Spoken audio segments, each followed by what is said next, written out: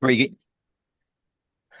Hello, true believers. Welcome to session zero for what I think is going to be an exciting campaign, series of campaigns, connected world that you guys can hopefully not only watch, but maybe participate in as well.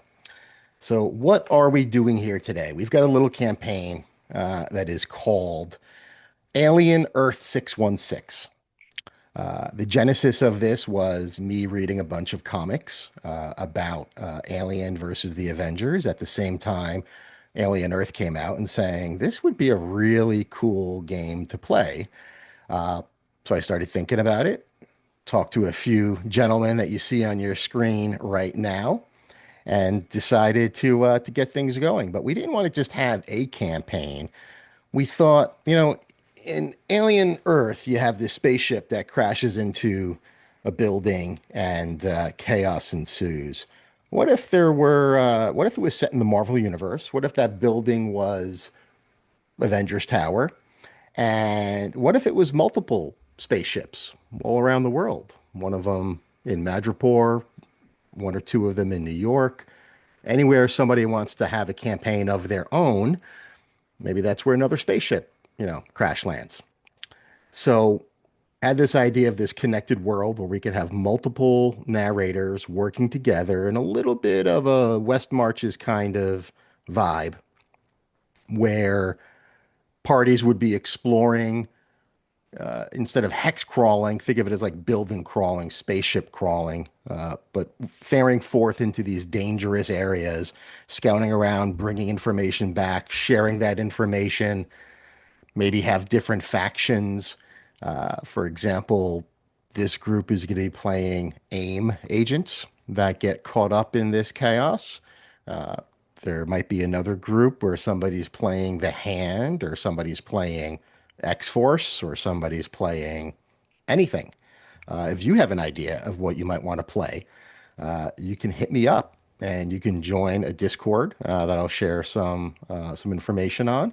And you can invite your own group of players to take part in this world. And you, as a narrator, can chat with the other narrators and figure out how we can build a connected story.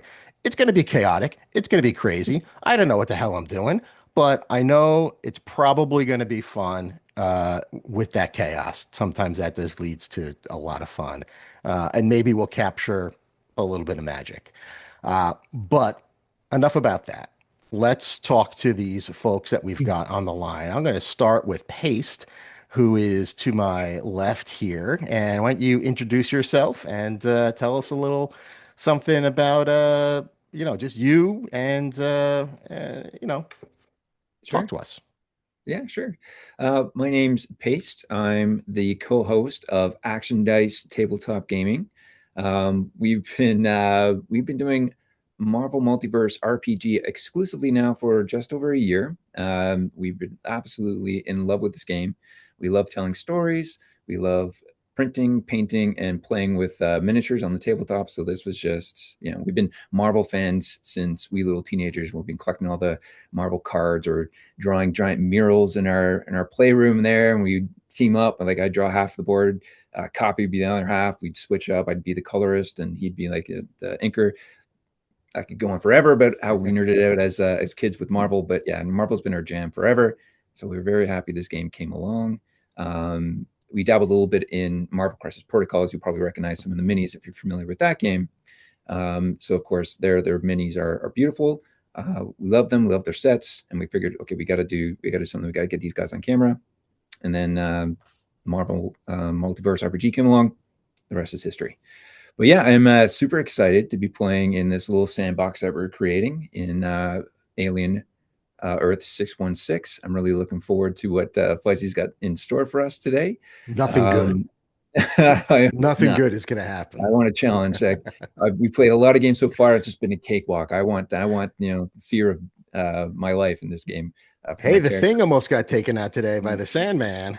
I was Not gonna true. say, Yeah. yeah, That was we pretty were. close. I was pulling. I'm gonna say I could have. We could have made. We make an argument for pulling some punches there, but anyways, yeah, it was fun.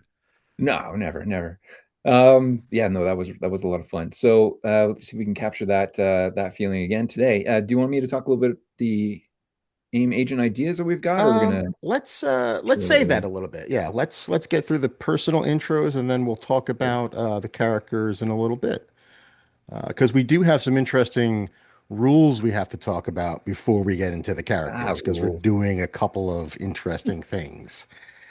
So Sounds let's good. go from paste to copy. Well, hello there. I'm Copy. I'm the other co-host of Action Dice TTG, famously taking you to where the action is. So, uh, my synthoid, their copy, paste. Sorry, my synthoid. Yeah, I'm Copy. He's paste. Oh, We get that who's confused the all the synthoid time. now? Oh, I just let it slip. But we are super excited to bring you most often one shots of the Marvel Multiverse RPG role-playing game, where we play iconic superheroes and supervillains, and as advertised, we like to try to take you right to where the action is. And I've been having a lot of fun doing that, and really excited to start expanding what we do by joining Fuzzy and in his sandbox there and playing some collaborative world building. So this is gonna be amazing. Yeah, Looking forward to it. and it's definitely all of our sandboxes. Definitely not mine. But yeah, I'm looking forward to not only playing with you guys, but maybe a little something else in the future For sure. too. Yeah. We'll We're see. open to do some we're open for some collabs if you are. We can work something out hopefully. Yeah. That'll be amazing. I do want to mention real quick to build off of what Copy was saying there. We do mostly one shots, but we are now going to start bridging into some campaign stories. We're probably going to start with 616 here. We're going to run our own version of this game. It's going to be at least 3 issues long. Um, we'll see, maybe longer. But I'm playing for at least three, and then we're going to dabble into maybe some homemade characters or some custom characters for ourselves, and we'll do our own little story based in the Marvel world. But One yeah, of the so most looking forward to branching into some more campaign style games. Yeah, Yeah. Yeah. So that's what I was alluding to, and just an example for the listeners. So if you have even a short series of games that you want to run and set them in this expanded, connected world, we'll figure out a way to kind of connect things together. Maybe your group of heroes can find a clue that will help somebody else's group of heroes, or the reverse does something, you're playing some villains that does something to set another group's heroes back a little bit. That should be fun. So yeah, really looking forward to that kind of crossover in the future. I mean, what's more Marvel than a good crossover event, right? 100%, Other 100%. than multiple covers of the next expansion available only exclusively at Gen Con. It's a matter of time. That's pretty Marvel too. Um, Yeah, for sure, for sure. Yeah. Billy, let's go to you. Been on the show many times, been on the channel, I should say, many times. So most people probably know who you are, but go ahead for those who don't. Yeah, for those who don't, I mean, I'm not very famous, but I get some play time every once in a while. At this point, I've probably created around 600 or 700 profiles that a lot of you guys have seen on Facebook. I post Hmm. on Facebook and Reddit mostly, very little on Discord. I've also built several headquarters. Worked on iconic weapons now with the new Avengers expansion. Absolutely love it. I just like building characters, headquarters, vehicles, equipment, you name it. I love this game. I had actually been out of role playing games since D&D 3.5, and this game brought me back to it. So, that gives you a little bit of that. I've mentioned that before probably, but so not to chat too long. I love this game. Love chatting with Fuzzy. Get to meet great people like the Action Dice TTG guys, copy and paste, and the rest of our crew that'll be introducing themselves here later. That's about it. Cool. And let's go to Olivia Mutant John, the greatest name I think I've ever heard for Yeah, anything, really. a carryover from Oh, my music making days. yeah. Yeah. So hi, I'm OMJ, and you can find me on Blue Sky as Olivia Newton-John if you're really that desperate. Um, kind of with everybody on this call, I've been a lifelong Marvel fan, and I've been in the TTRPG space on and off for probably close to like 24 years.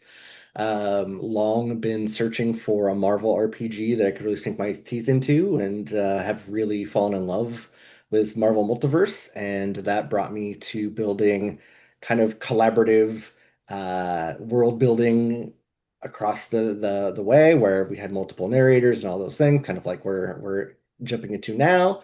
And around the time that Alien Earth came out, I also was like, hey, this would AVA would be a really great, way to do a universe. And literally like that night, I saw Fuzzy talk about it on his channel, and I was like immediately reached out. I was like, this is just meant to be. I think we're on the same wavelength. Like, I'd be happy to jump in. And he graciously allowed me to join. So here I am. Yeah, and one thing I'll add, I know a lot of people expressed various levels of interest, and I did try to hit some of you guys up on YouTube over the last week or so, letting you know that hey, things are coming.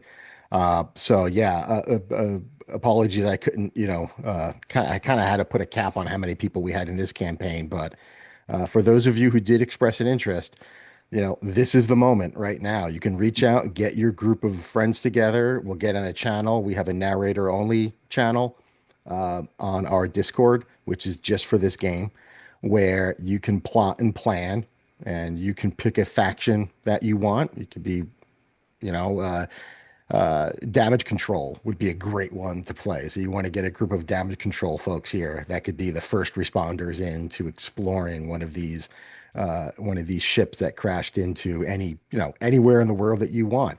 You want to set it in Canada, Department H, right? That would be pretty cool. Ooh, yeah. Uh, Set it in Australia. I mean, anywhere.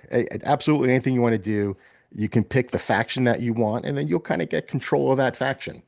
Say, and we won't mess with, that group of heroes or that team. One thing we are going to do though is we are going to say that a lot of the higher rank heroes have mysteriously been taken out by these alien entities. We won't reveal exactly what happened, but just kind of a way of making sure that the heroes that are playing the game are the focus. You can't just call up Captain Marvel and say, "Hey, can you just obliterate, Thanos's ship here? Just fly right through it and take it out of the sky for us?" Okay, thanks. Really want to put the focus on the heroes, and I've always been a fan of lower level play, so I think that's the stakes are higher, especially when you've got like an alien themed game. Mhm. You know, somebody's gonna get face hugged. It's gonna happen. It's gotta happen. I just played Alien last week at my first con in Pennsylvania, and I got spiked in the head by a xenomorph, tail right up through the skull, and died. I'm like, this is the greatest thing ever. I could never, the narrator was, or the GM was apologetic. I'm like, what are you apologizing for? This is why I came. I would have been pissed off if you saved my life at the last minute. So yeah, it's a dangerous world, and playing with those lower rank heroes makes it feel more dangerous. So sorry for that little non sequitur there, but thank you, OMJ. Let's go to Aaron. My name is Aaron. You can mostly find me in real life, not on YouTube. I've been playing various RPGs for about 28 years. When I'm not playing RPGs, I mostly spend my time making characters for RPGs. Hmm. Yeah, that's it. All right. So, speaking of characters, I'm going to share my screen right now, and we're going to take a look at um, just um, an idea that I had. And this idea was, especially in a game like Alien, right? Especially the original Alien movie. Nobody on that ship was a superhero, for sure, right? Most of them didn't even have weapons. It's one of the things that made that movie so scary is that these guys were just people on a spaceship. They were just regular crew. They weren't, Marines. They weren't mutants. And but uh, that movie worked out okay.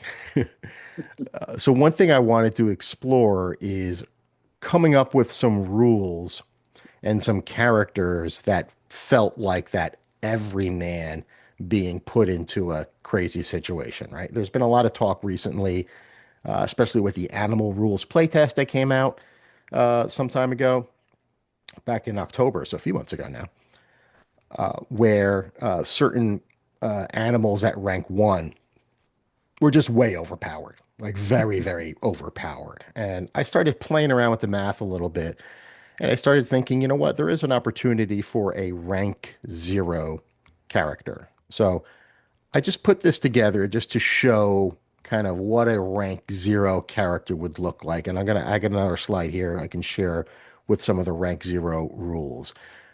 These are just ideas that I had. The players here do not have to take any of these exactly are they as they are, but this is just meant to show that you can actually have a pretty wide variety of characters that, especially once you add in a little bit of technology, and we're going to be playing AIM, so there's going to be a lot of technology. Maybe you can see them actually surviving more than 10 minutes into this movie experience that we're creating. So yeah, so this I shared with the group in a little while. They're gonna talk about the characters that they created, but this is just to give an idea of kind of what I was thinking about. You got a lot of variety with the occupations, a little variety in the origin, a lot of variety with the type of equipment. And what I'll do now is I'll share the rules here that I had come up with, and to say that I came up with is an overstatement.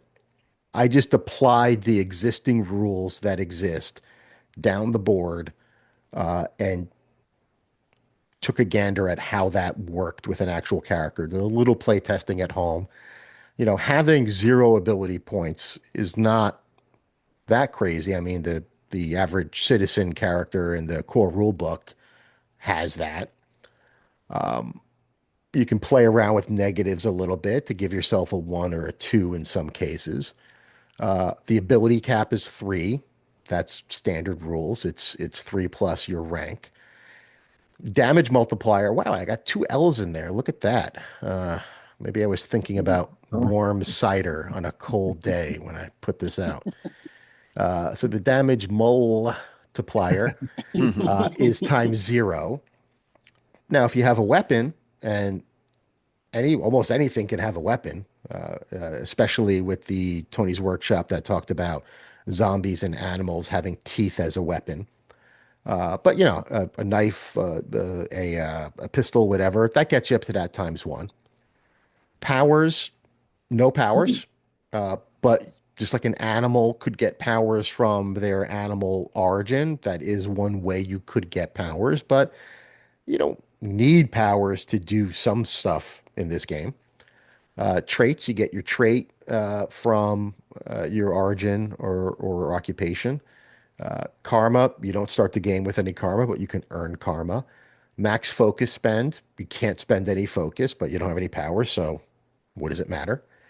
And other things are, work out pretty well. So we're going to try this. This is a little bit of a play test as well of having this sort of rank zero approach, and we'll see how it goes. There will be technology to make the characters a little bit more survivable, and then I think we'll just take the pulse of how long we play, and we can rank these guys up to rank one, whenever the party wants, whenever they're sick and tired of playing rank zero characters. So if you have any comments on that, any idea suggestions, by all means, let us know in the comments. So I'll stop that. Other things we can talk about really quick is just some house rules. I think the really only major one is that I'm not a huge fan of the skulk rule. And so won't be using that. The only reason is if you've seen my Blood Hunt actual play, we have a character, Cullen Bloodstone, who's very range oriented. And if I was to use Skulk normally as a narrator, it would just shut down his entire character. And this is a game where we probably don't want to get too close to many of our enemies, so range weapons would be important. Um, and that's, it's going to be bloody enough. That's just to me, it's not as that's not a fun rule for me. So we'll be uh, putting that one to bed. Mostly Couple save other, for yeah, mostly just save for a villainous act, I think that skulk anyways, right? Like yeah. And even if I it's did more it, thematic I would than probably I don't know. I almost might make that a power. I mean, because it is like, I mean, think about the swing of damage from that reaction. That is one of the biggest damage swings you can have in it is. It's the biggest damage swing you can have in a game, short of using like a karma on an right. attacker's critical, double damage hit. And that's not even guaranteed that they won't reroll a Marvel. Yeah, it's yeah, anyway, we'll see, but at least for the get-go here, we won't be playing with Karma. So that's that's sort of like the campaign level uh session zero that this group had and talked through in the past. Now we're going to talk about the character. So I'm done talking now. Some of the folks here have given some thought to their characters, have developed them to various degrees. Nothing is in stone right now. We'll have the opportunity just to talk, make sure we've got a good group, and take it from there. So, does anyone want to start us off that feels kind of confident about what their character is? And I just Haste whipped is up his backstory in smiling. the last 20 minutes, so I'm going to go last.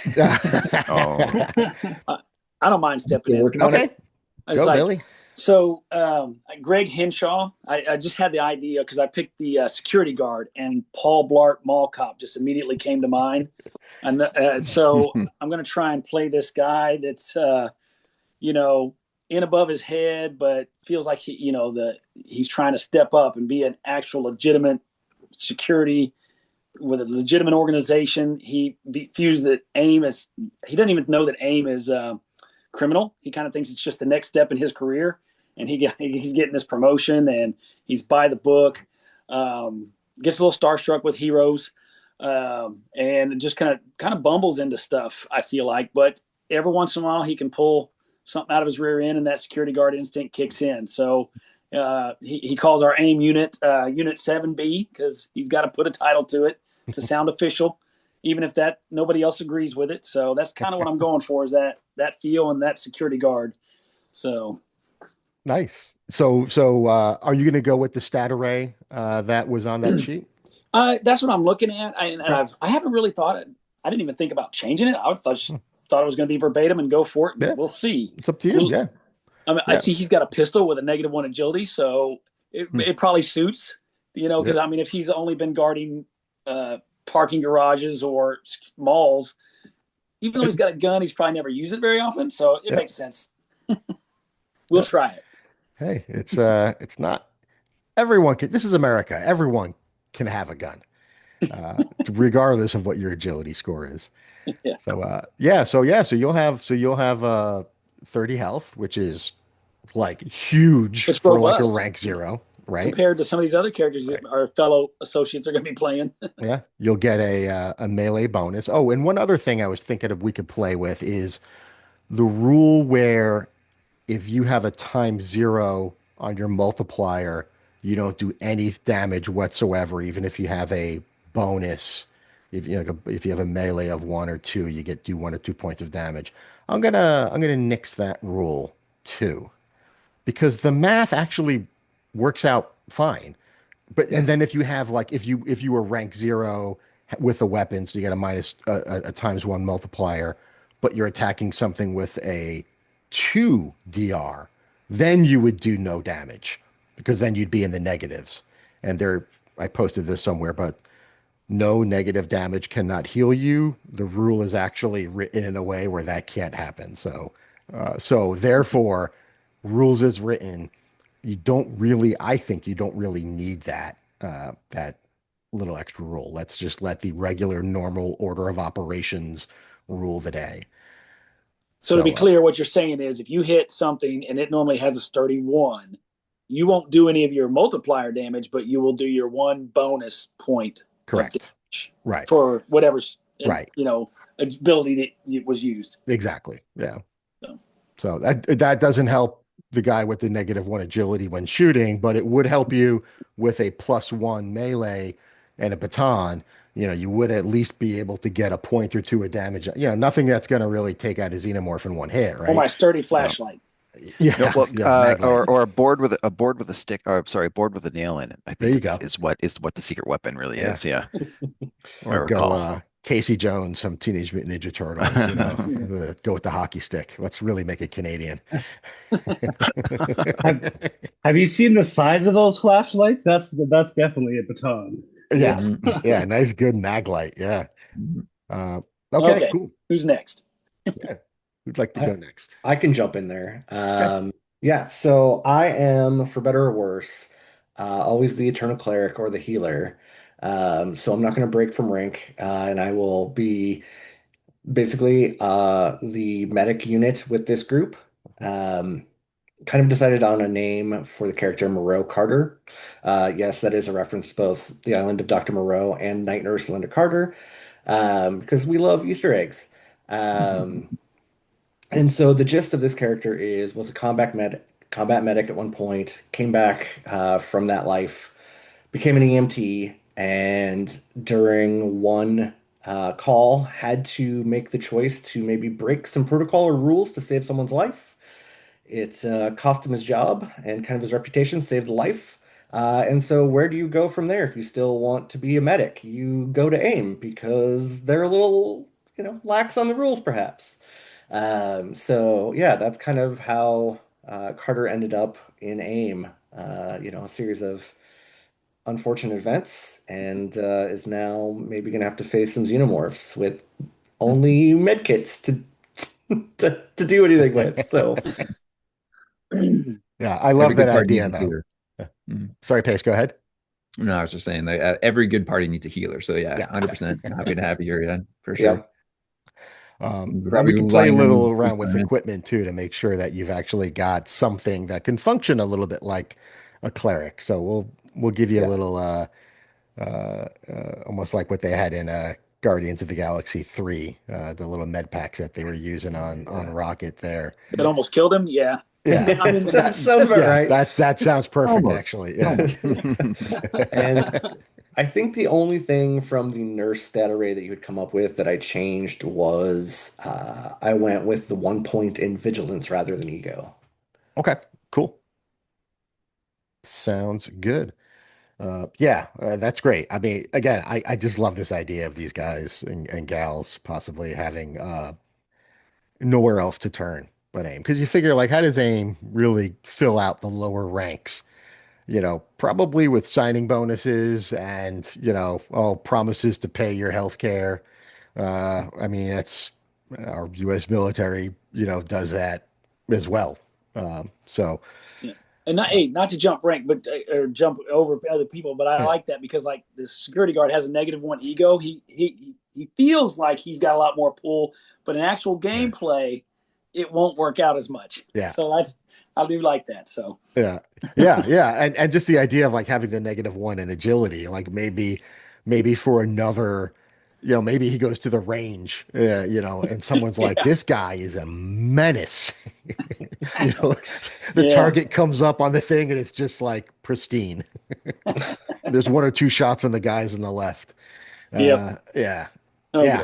good. A lot of fun. Awesome. Thank you, OMJ. So who'd like to go next? I could go All next. right, Aaron. My character idea originally came from it's loosely based on Mickey 17 from that movie, and Bob from Deadpool, and I guess Bill. When I was looking up, apparently there's Bill, the AIM agent now. Yeah, Yes. So basically, he's a ex-convict. He was basically convinced to go help somebody on the job. His first job, he gets caught, put in jail, gets out, doesn't know what to do. So he hears about this whole AIM thing. So he goes in, signs a contract, doesn't really read it. He's in an AIM test program. So the main things he got out of the program was a skin condition and muted taste buds. There's other stuff that may or may not come out. I'll kind of leave that as a secret for now. But basically, he's just happy to be there, and he likes to collect questionable AIM. Shit, what are they called? I can't think. What were we talking about the posters? I can't think of the word now that I'm live. About the posters. The recruitment posters? Yeah, propaganda, recruitment posters. Oh, motivational posters. Oh, okay. Yeah. That's what it was. Yeah. Yeah. Right.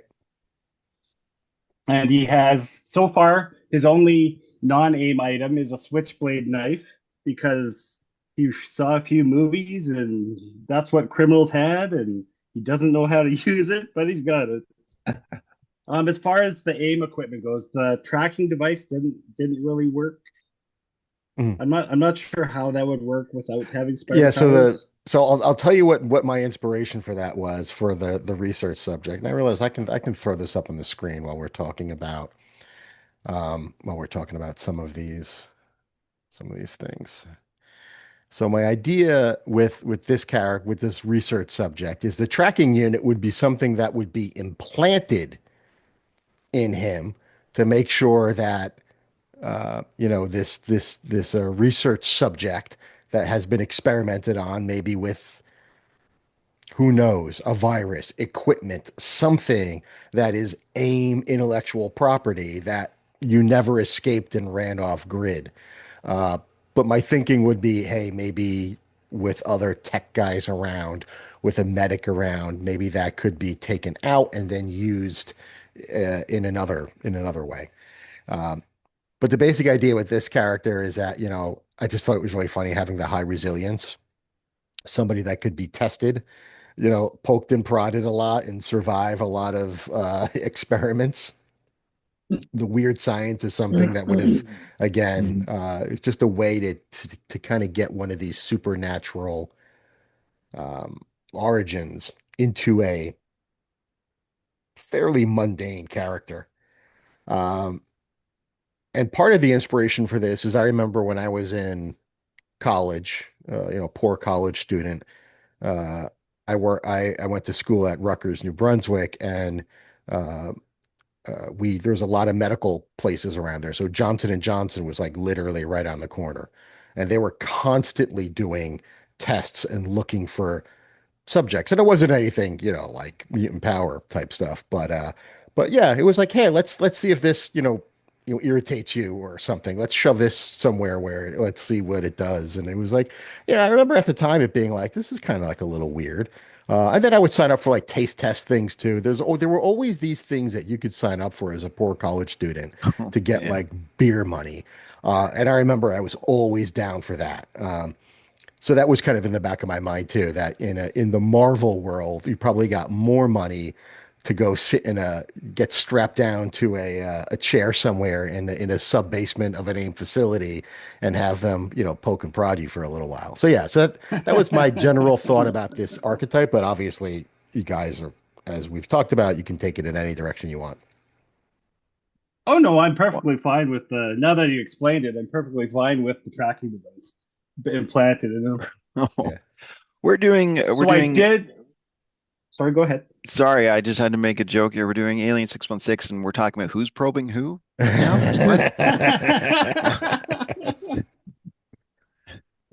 So I did some adjustments. I'm not married to it, but I just thought he's not really good at anything except surviving, right? So I have currently melee 0, agility 0, ego 0, vigilance, logic -1, and resilience 2. Okay, now cool. If too high, no, I can change it, but I just figure it's like his thing. It's like he just survives. That's what he does. Somebody's got to be the meat shield, so that's great. Exactly. We appreciate your sacrifice. And all right, so I have a real Marvel deep cut here. There was a book that came out. I guess I was in high school at the time, so I guess this was either late 80s or early 90s. It was called Fool Killer. And I think there were several Fool Killers, but this was a 10 issue miniseries about just a guy, almost like a, not quite a Punisher background. He would get fired. He got fired from it. Was almost like that Falling Down movie, but he wore a mask and he went out and he did vigilante shit. But one of the things that he did is he trained himself to like take a punch. He would put his hand over like a hot stove to withstand that. And he just like trained himself to be tougher. I remember there's one moment where he gets stabbed and he's like, oh crap, that's the only thing I didn't do. I didn't stab myself. Fuck, I should have stabbed myself more. But yeah, so I love that idea of like you've been, I'm sure AIM probably isn't like the best with local anesthesia or stuff as they're doing things to you. So maybe you've been through enough of these tests that you've just built up, your body's built up a resilience to all sorts of horrible things happening to you. Yeah, two is great. I love it. Cool. Well, that's yeah. We're looking. You're talking about scientific experiments, but I think I might be the only one that went lab or scientist. Is it Mm, okay if I jump in yeah, now? If do it. that's all right. So yeah, Dr. Elias Cade is going to be a biological forensic scientist. So we're kind of. I figured that in the movies the aliens came to the humans more or less, so now the humans are going to the aliens. So AIM's got to have somebody pulling strings and figuring out, okay, it seems to be an extraterrestrial, it's a ship, I presume. Let's send somebody in that might have some ideas to what we're going to be dealing with when we get in there. So I wanted to sort of get my head set in the manner of we've got a scientist, but what kind of scientist would AIM send into an unidentified or alien Mm, ship. So immediately I went to sort of like an endobiologist or whatever the fancy word is for those people that always cut up or dissected insects, or have those people with those butterflies on the boards and with the little pins in them and all that stuff. Well, yeah, that's really Elias. sane people. Yeah. Yeah, that's Elias Cade for sure. That's he grew up with those things. It was his. Those were his friends. Let's say growing up, were the things that he could pin to his boards and take apart and inspect the insect. So yeah, that's him. He grew up into becoming a scientist, a biologist, but also specializing in um, foreign or non-human type of biology because living in this universe, working with all sorts of different types of things. So he wrote papers on it, and then AIM, of course, discovered him and brought him into the fold. And so this is Elias's big opportunity to get into a field mission with AIM, and just really get in there and do what he loves doing best, which is just getting his hands inside of the non-human, the xenomorphic, whatever may be in there. Mm, Let's and see what he can do, and apply his trade that way. So I did take the lab assistant stat block, but I did modify it a little bit since he's going to do yeah. some investigation. We What did I do? We've got the logic -1. We've got logic only at a 1, so I think I bumped his vigilance up to a 1 as well. Mm, And then dropped, yeah, so the melee is -1. So yeah, he's more focused on investigating and figuring things out than he is combat orientated. But he's still got agile hands, so I figured we'll just leave agility at a 0. And if I'm not mistaken, he's walking around with an opti blaster, yeah. but I'm not too familiar with that, Fuzzy. So what is an opti Oh, blaster? all right. Well, let's tell you what. I'm gonna stall. I'm gonna bring that up. I think if you look at the Herbie, um, I think that's where I got it from is Herbie. Yeah, So Herbie. if you want to just look that up, and while Okay, I go is that on. a what we call like an iconic weapon in this Yeah, in this game? Because it didn't show up on my regular. yeah. Or maybe it's not. I'm Maybe it using just said It's it's, I Demiplane, like by think it the just way. might It says it's the function. adventure. Yeah, it's yeah, definitely on Herbie for sure. yeah. All Okay. right. I'll bring it Well, up and then I'll share it as soon as we're done. If you are done, copy. all done. All right, paste. And when did you know it? Copy's character is only 2 weeks away from retirement, so it'd be a shame if something bad happened to him in these advanced ages. Um, yeah, so my character, his name is Bevan Bouchard, and he's a local boy from up north, here in Ontario. He is, I'm sorry if you can hear my dogs in the background, I apologize. He is a former hockey player, a goalie, who got kicked out of the league for illegally experimenting and modifying his equipment, and was had a chip on his shoulder, being extremely jaded that they didn't go with his patented design to try to make the equipment for the hockey league better. So disgruntled and jaded, he left hockey behind and went to join AIM to try to expand and grow his knowledge and expand in his engineering skills there. So yes, we are taking the engineering feat, or the machinist. So I took the engineer as the occupation. The stats are pretty similar, but I did want to bump his logic. So I think I dropped his ego down one. Yeah. So that was the only change I made there. So +1 logic, -1 in ego. We are not a sociable bunch with our egos, guys. Like we are, We're we're AIM. we are just very qualified introvert. bad guys. It's hard to hear through the beekeeper suits, just No facial expressions. It's hard to read. Yeah, that's exactly. Yeah. And did you like the idea of the field arc welder where it can basically allow you to repair? Yeah. I really did. Yeah. Oh, I forgot to mention. He carries around this giant oversized wrench that he carries with him. It was kind of passed down to him from his grandfather, who was in World War II. He was an engineer. He was building bridges for tanks. So it's just this old antique wrench that's still functionable. He rarely uses it for the minor things, but it's like more of a baton type style weapon that he carries around with him, which is why he's got the nickname with his fellow AIM agents here. They call him the Wrencher. And he was hoping for a better nickname, something cooler like the Anvil, but no, you can't pick your nickname sometimes. Hey, So he's don't going with the I Wrencher. know it? I posted Day on, one of college, somebody called me fuzzy, and 30 some odd years later, here I and am. it's stuck. The origin I posted story. on Discord what the Opti Blaster is. Oh yeah, I got it. I got it. I'll bring it up right here. Yeah, perfect. Yeah. So right here. So it's basically a pistol, but it blinds and a fantastic. Nice. All right. Very cool. Yeah, And if you want to swap that out for something else, that's fine. I was just experimenting with some rando ideas. So if that doesn't fit your character, that is totally fine. No, I like the idea of being able to walk around with a little hand weapon and then just have maybe one of those opticals on top of it too, just for walking around, going around dark corners with your flashlight and your weapon in hand as you not skulk, because we're not allowed doing that, but as you move through the corridors stealthily, and and who knows what's going to be around the corner. Looking forward to it.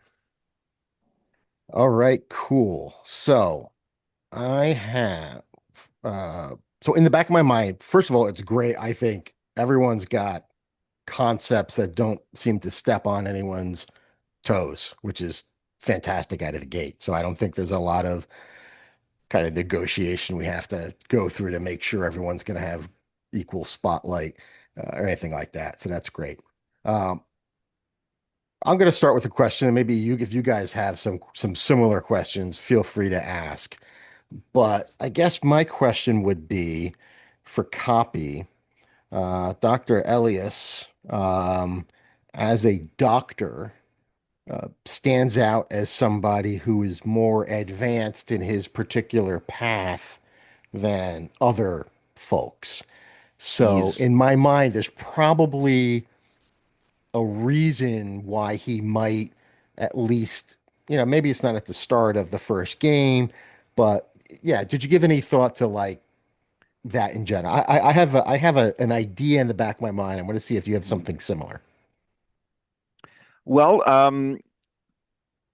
my intention was that it was not a doctor but a doctorate. So he is Okay. one of those doctors that don't heal people, not one of those helpful Oh yeah. doctors, but one of Yeah, those yeah. doctors with a doctorate. Sorry, Right. no, Yeah, you know, no. yeah, I yeah, meant yeah. still as like a But PhD, somebody yes, that has PhD. put a lot of Exactly. He's put the years. work in, but well, he was a young prodigy in biology, like I said before. He's grown up just in dissecting and getting his and just living in the world of animals and different species. And so he's put a lot of focus and a lot of study into that. But he's also once he's got his PhD in biology, or whatever the extension of that into to animal biology is, and endobiology, or my apologies, I'm probably butchering that. I should be looking at my phone right now to confirm that, getting that right. But so his schooling and his development started in that area, and then it started moving. Then he started developing into other areas of forensics.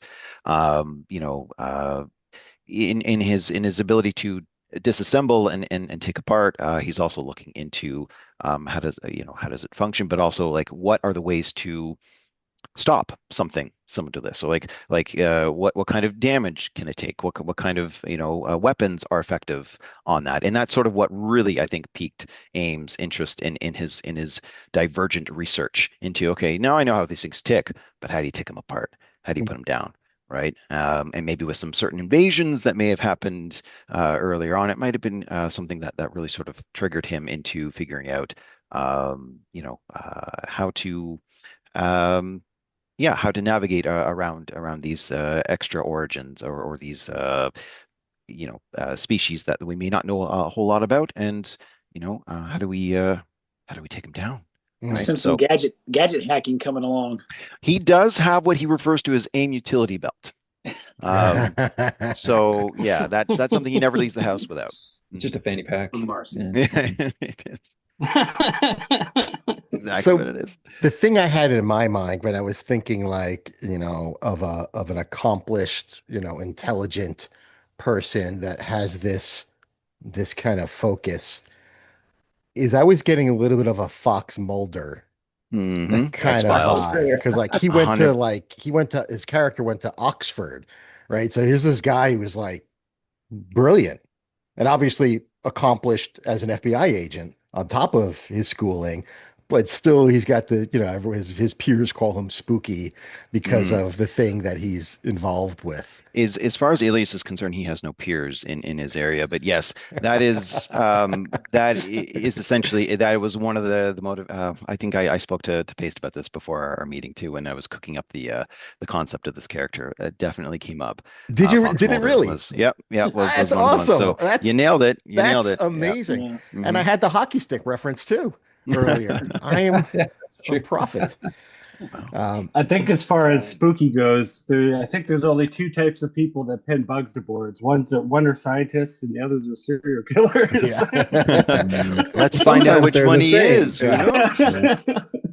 Okay, so I like this idea potentially of maybe the other the other scientists, physicists, chemists, people who are working on practical things. Hey, here's this acid shooting gun I just made, and we can test out and we can sell. Maybe they have a sense of pride of the practical benefits of their experiments that AIM can immediately use, but maybe AIM sees the potential for this sort of alien stuff. But as of the start of the game, there will not have been any direct.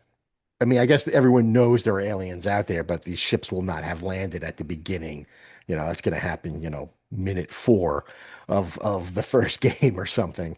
Um, but that's kind of a neat idea of I'm imagining him running around going, "See, I told you so. I told you so."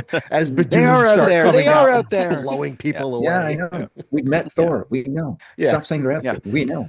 Well, yeah, I sort of went with the concept of the idea of there being alien ships. There's, let's you call a duck, right? Yeah. But also I figured that I know AIM was more set on technology, and obviously aliens have that technology, but they've got to have some sort of bioengineering warfare sector somewhere in there as well, as you say, testing out on, okay, what kind of weapons do we need to take out these Right. physiologies that we don't understand? So, Yeah. yeah, Maybe they even have like a wish list of like known aliens that, boy, I'd love to get my hands, or AIM would love to get their hands on the Brood. Brood. Yeah. See, Or we are just yeah, connected. like they probably have, that's on an idea board somewhere of like the things we could do if we The could just get Creed. our hands Yeah, on this. absolutely. And that is a very Wayland Yutani kind of thought. Yeah, okay, love that. All right, cool. Um, yeah, so that was one question I had about maybe how we might have certain um, connections. Do you guys have any either questions about each other's characters or ideas about how there might be a connection in place before we start playing? It's always good to have some kind of reason why the parties, if not Well, together, why they stay together. Well, very I good. feel like we're diverse enough that if AIM was going to put a team together, they'd be like, hey, here's a little bit of everything. Yeah. Here's your IT guy. Well, we don't have an IT guy. Here's your machinist. Yeah. Here's your lab. Like it almost makes itself. You're like, hey, this team is diverse enough, and this is what we normally send out. Hmm. Something along those lines, maybe, or it could be even more detailed than that. Sorry, that's not very. It's kind of generic, but Yeah. I, No, it tracks. That makes sense. Yeah, because it is an organization, right? So they would be assigning people, putting them together, putting teams together, right? So we just happen to yeah. be that team. Yeah. It works for me. That So is an would this be? assumption you Oh. just made, by the mm, way.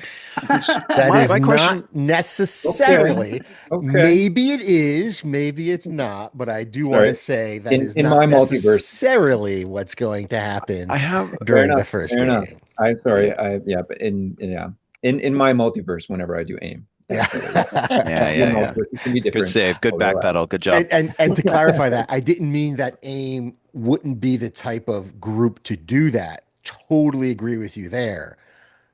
I'm just saying I'm not 100% sure if AIM would have had time to make those that. assignments when the shit happens. Gotcha. So when the inciting event happens, um, you know, we'll leave that open. Uh, although I can certainly be convinced if that's something you really want, that you guys are training to be that type of unit, we can work that in. Uh, maybe it is, yeah, yeah, we can work that in. If you had something different in mind where you wanted us to be separate and somehow we bumble together, that's fine. Yeah, I don't want to necessarily go for easy, but it is easy to yeah, be like, hey, this happened. They scramble and get the team together, you There know. there So there but could go be ahead. simple. I Yeah, mean, like maybe they this is our first mission together. well, there could be situations where we're teammates have worked together as well. Maybe like, and Aaron, I think you mentioned that your was Mickey the Canary, the convict. Is that correct? Sorry. Yeah. Yeah. Canary, yeah. But that's really cool. That he's just a lab test.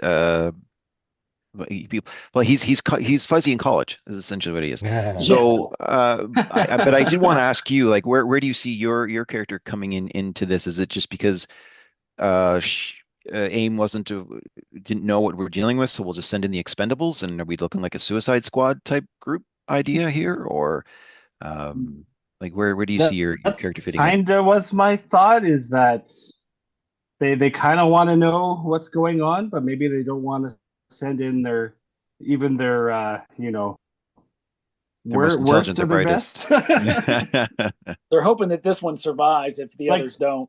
and maybe it is like a yeah, canary situation. Like maybe it is like, well, we need someone on the team to just kind of like in D&D. Someone needs to just set off the traps. We're gonna yeah. summon a monkey and send the monkey down the hallway to set off all the traps. Maybe that was just my group growing up.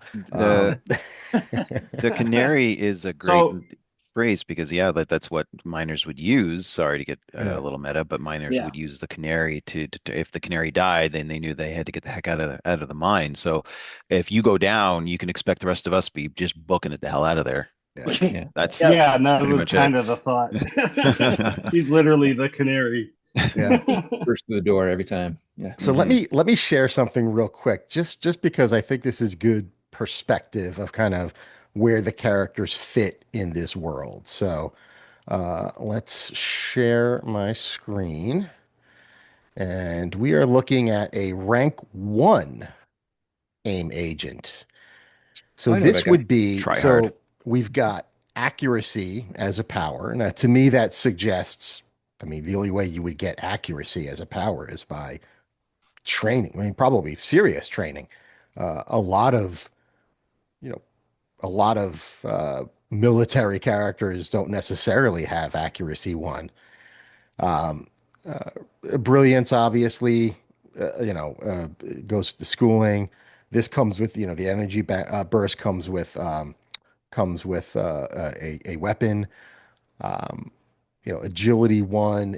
So this would Logic be, 3 is really high yeah, for pretty it's high. like the extent of human capabilities there as Yeah. Logic 3. So Although that's technically not in the rules, by the way, because there are characters that that can out of exceed the that. book. Yeah, Yeah. like Hawkeye. Yeah. Nick Definitely Fury, I can. think, is one for Hmm. some reason comes to mind. Black Widow, Hmm. maybe, has got a high agility.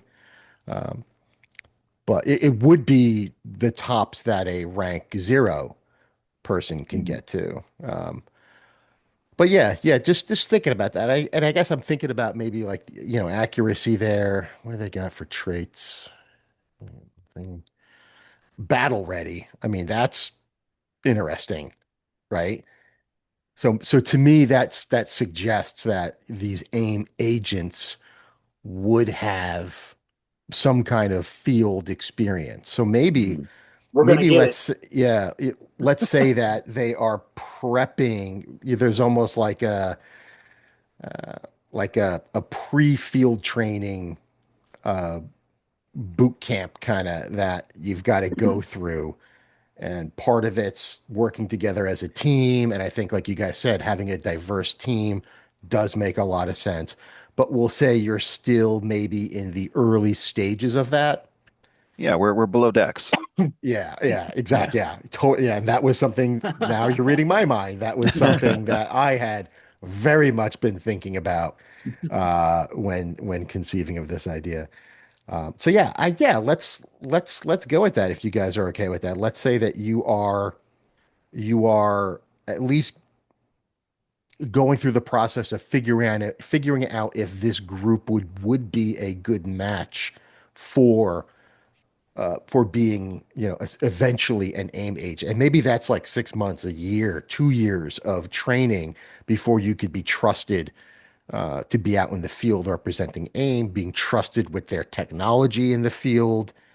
I mean, yeah, they do get beat up a lot, kind of in the comics, but you got to figure Who are they've they going got, up against? So, yeah, mhm. and they've got millions, probably of dollars worth of secret IP on them at all times. Uh, you wouldn't just give that to anyone. Um, Do we get to know who AIM is? Like, are we like I think Billy mentioned that his character may not really know who AIM really is, just sort of has the concept of an idea. Sorry to borrow that from somebody's leader, but so if do we have an idea as to who AIM is? Because I think my character does in You my I head think canon. so. other Yeah. Yeah. characters can. I, my Greg just he wants to not believe or he doesn't know. He just kind of like, oh yeah, I'll sign up for that, and he thinks it's a legitimate agency, but he's a little unaware. Well, Everybody else Blarth the can't Mall be. Cop. Yeah. So Yeah. yeah, that's amazing. And for Moreau, it was definitely like the last stop. It was like, well, I am kind of aware, at least somewhat, maybe through someone who has worked in AIM for a while, like isn't kind of introduced and is like, well, this is kind of the only chance I get to do what I'm good at, which is keep people put together. And I also like the idea that, or maybe this group that hasn't gone through full training, because I think that will encourage Moreau to act kind of like a mother hen of this group to some extent. Like, oh, they don't have the background that I do, like they haven't been in a situation where they've needed to be armed or protect themselves. And granted, he's got a negative melee agility and resilience, so he's not actually that good at it, but he takes it upon himself to be like, hey, I'm the only one that can kind of keep this group safe, so I'm just gonna do that. Mm. Mm. And at the very I was gonna least, say you you would could have hide seen some behind shit Mikey, go but down. Oh, unfortunately you can't skulk. No. Maybe I think I'm skulking and I'm just You can really bad at you can it. still interpose. We can Yeah, I interpose was as a gonna say you can team. do. So yeah. anyway, Uh, continuing on. Sorry. yeah, but I do like the idea of like the medic for AIM probably is very busy. Like there's probably stuff happening all the time, just Yeah. Gotta in go the through a lot of regular duct tape. without alien ships landing anywhere. Just like experiments going bad, boundaries being pushed that shouldn't be pushed, and you're always dealing with something and seeing some shit. So you probably are, if not field tested, tested in other ways that you would give you maybe a little bit more maturity than Bart or sorry, Greg over there. Okay, cool. Um, and And then so we do have a Aaron, yeah, mechanic. Sorry, wanted to try to get Pace to sort of speak up as to yeah. his role that he thinks that he'll play in here. I mean, as an inventor, as a mechanic, are we more of Oh, good. are we a gearhead, a fix-it, a guy that just loves to tinker with things, or just likes to make things? No, he wants to make things. He wants to rival the power of Mjolnir. He wants to. That's why he joined AIM. He wants to, all the resources and all the power that AIM can provide him. Like he knows what AIM is, and he's fully on board. He drank the Kool-Aid. So he wants to get in good with AIM and work his way up the ranks as high as he can, get access to like all the top level good stuff, and really use his keen senses to build something, weapons, armor, you name it. He wants to like build the best kind of gear possible. So in this group, 100%, you'll be the guy that trying to keep everything in check, like gear wise. Make sure your gear's all up to spec. They're all properly oiled, modified, whatever you need to do. If there's, he definitely wants to invent new things. He wants to keep pushing the boundaries. So if you find some interesting alien tech along the way, or maybe just in Aim's history have found some interesting alien tech, he wants to like get in there, experiment with it. If you find some Uru metal or something like that, he definitely wants to get his fingers on that because he's definitely a Thor fan, and of the Asgardians as well too. So I yeah, would he have wants to figured rival Tony Stark. their armory. Yeah, so Hmm. he's all about that, keeping his team safe with modifying their gear to the best of his abilities to give them the certain edges that they need to succeed. So That's the concept. yeah, so let's say that Hmm. that Bevan, right? Yeah, Bevin. yeah, you got it, Okay. Bevan. Let's say that Bevan is aware. Let's say he's junior enough where he's not working on like the most expensive tech yet. It's like if you were a junior engineer, right? You're not a software engineer. You're not going to be building the latest and greatest stuff. You're going to be maintaining some older code first, Oh, for sure. maybe working on bug fixes, nothing real, backlogged technical debt that's been sitting there for a year that you eventually have to get to. I give it to the new kid. It's that kind of stuff that you've been working on, but with a more physical nature. So maybe older generation, those blasters that the AIM agents had that we looked at. Maybe you're like an expert at working on those.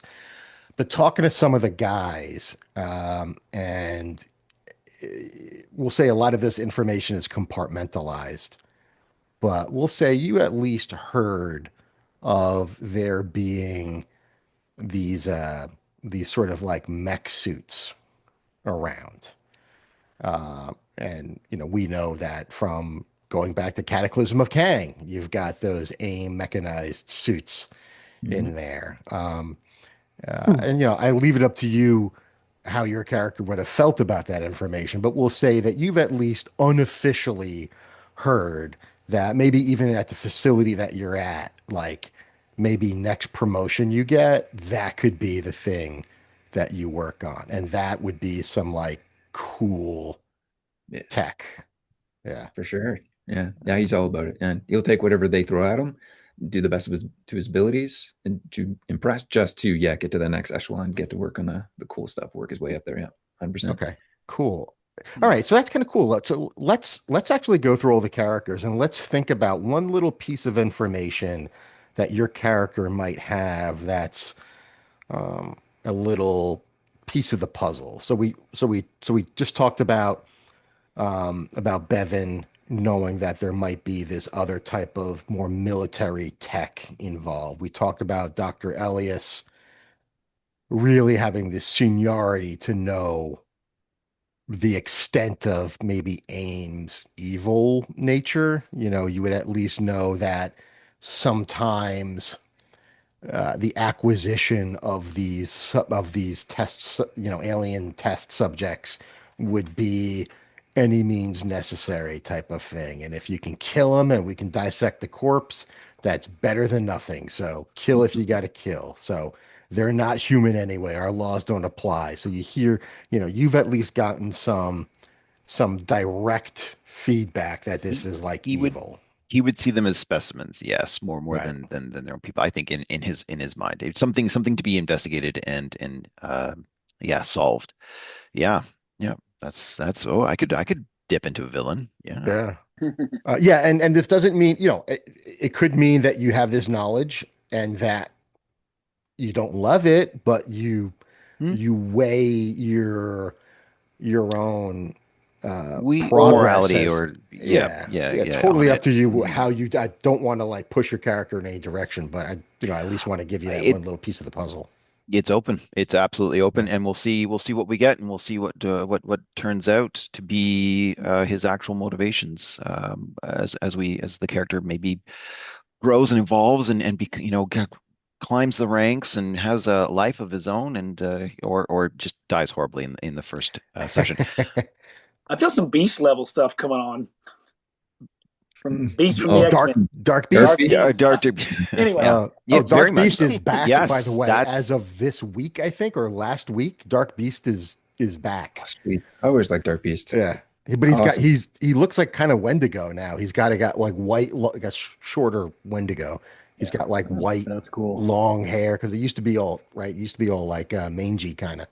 Yeah, He's like shock white now. Yeah. Yeah, just interesting. literally, I think the comic just came out like last Yeah. week. I'm Yeah, gonna pick that up. yeah. Nice. I think that was not Uncanny. I think that was just regular X-Men. I think. I've been mostly collecting Uncanny with Gail Simone because Gail Simone is just fucking amazing. I Mhm. will read anything she writes. Um, okay, so one idea I have is between OMJ and Aaron, we have somebody that gets poked and prodded quite a bit, taken a lot of damage, the Canary, and then we have the medic. So I imagine you guys probably are well acquainted. Yeah.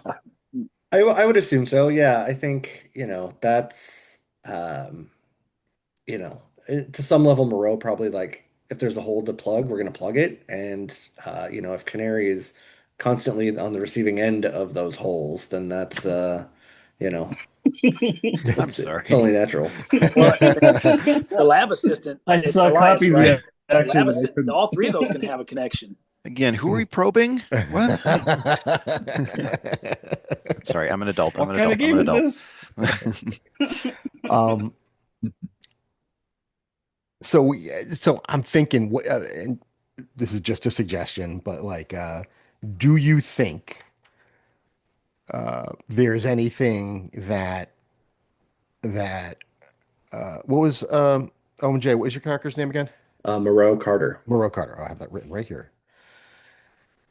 Um, and Aaron, are you going with Mickey? Yes. Okay, And I'm awesome. assuming that nobody's bothered to learn his last name. That's why he's just Mickey. I thought it was the Like, Canary. if it was a TV show, every time he tried to tell somebody his last name, there'd be a noise or something would happen. Alarm would go off. And another alarm.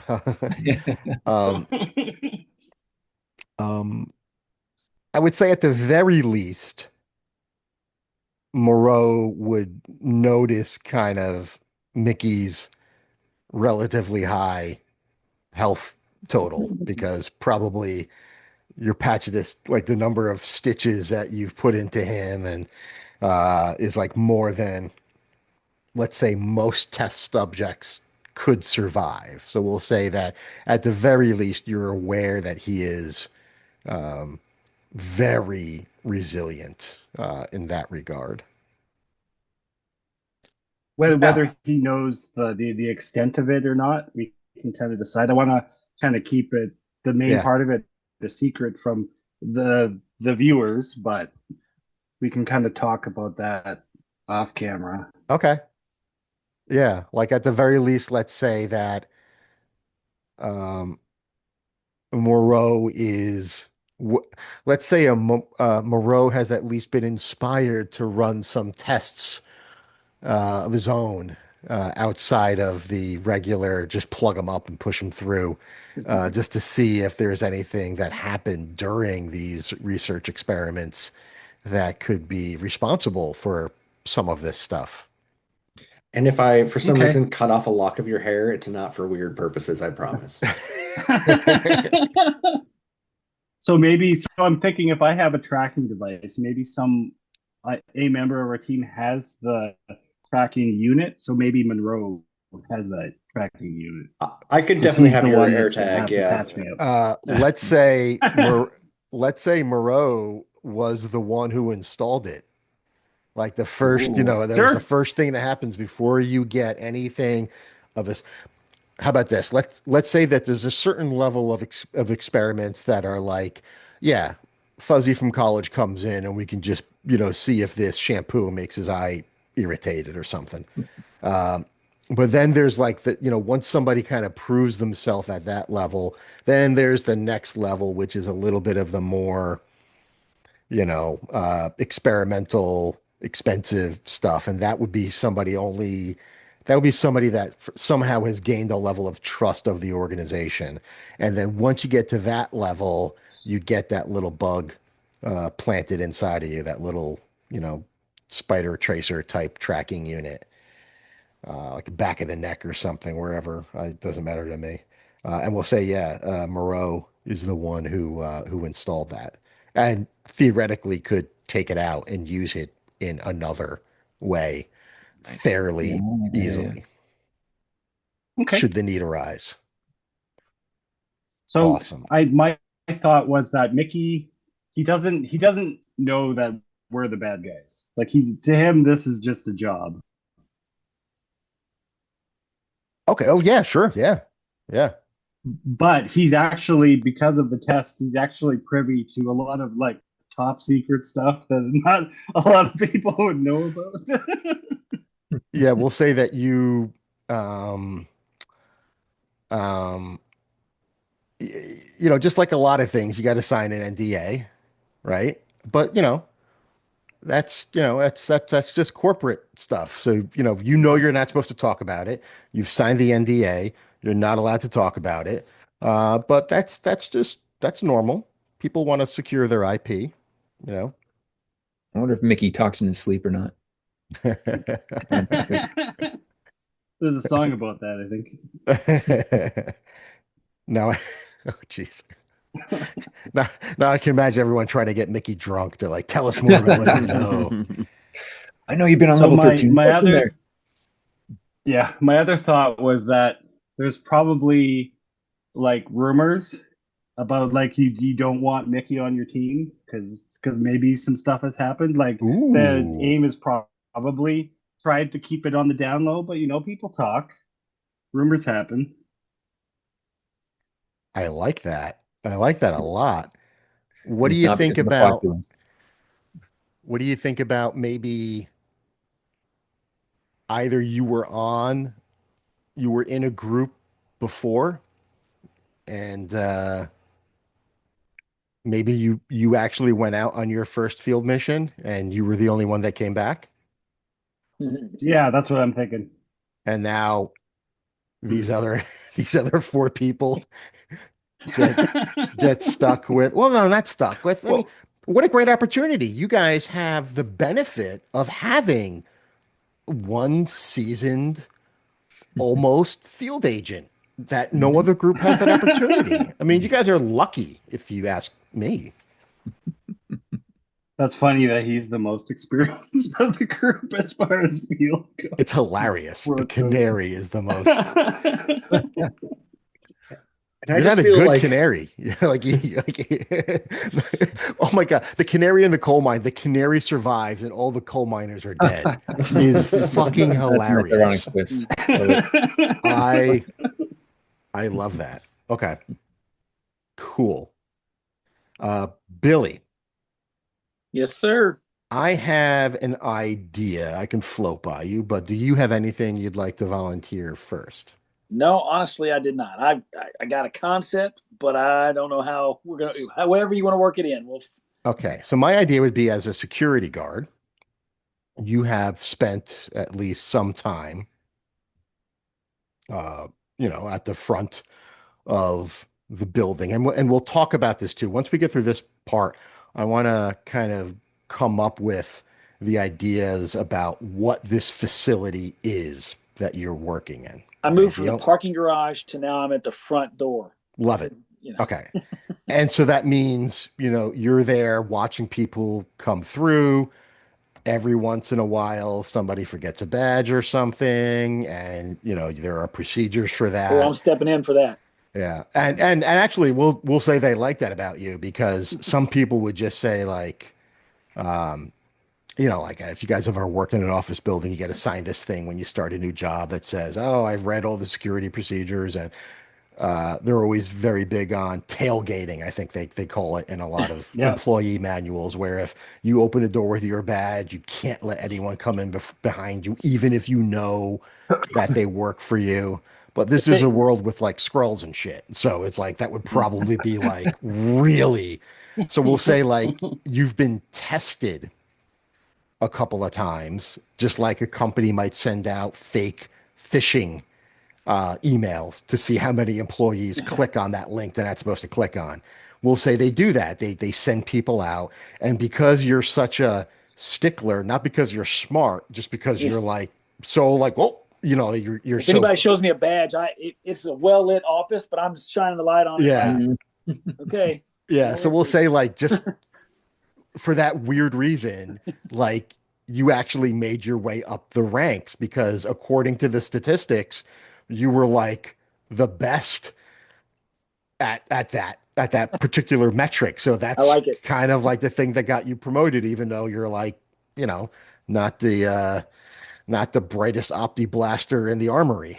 Um, I think it'd be really funny too if like whether it's founded or not, you're just like, yeah, and I kept, Black Widow from if like I saw Black Widow trying to walk through the door and I kept her out. Like, just Meanwhile, something Nick Fury is like, "Where the yeah, fuck is Black Widow? She's supposed to be here 10 minutes ago. My time is money."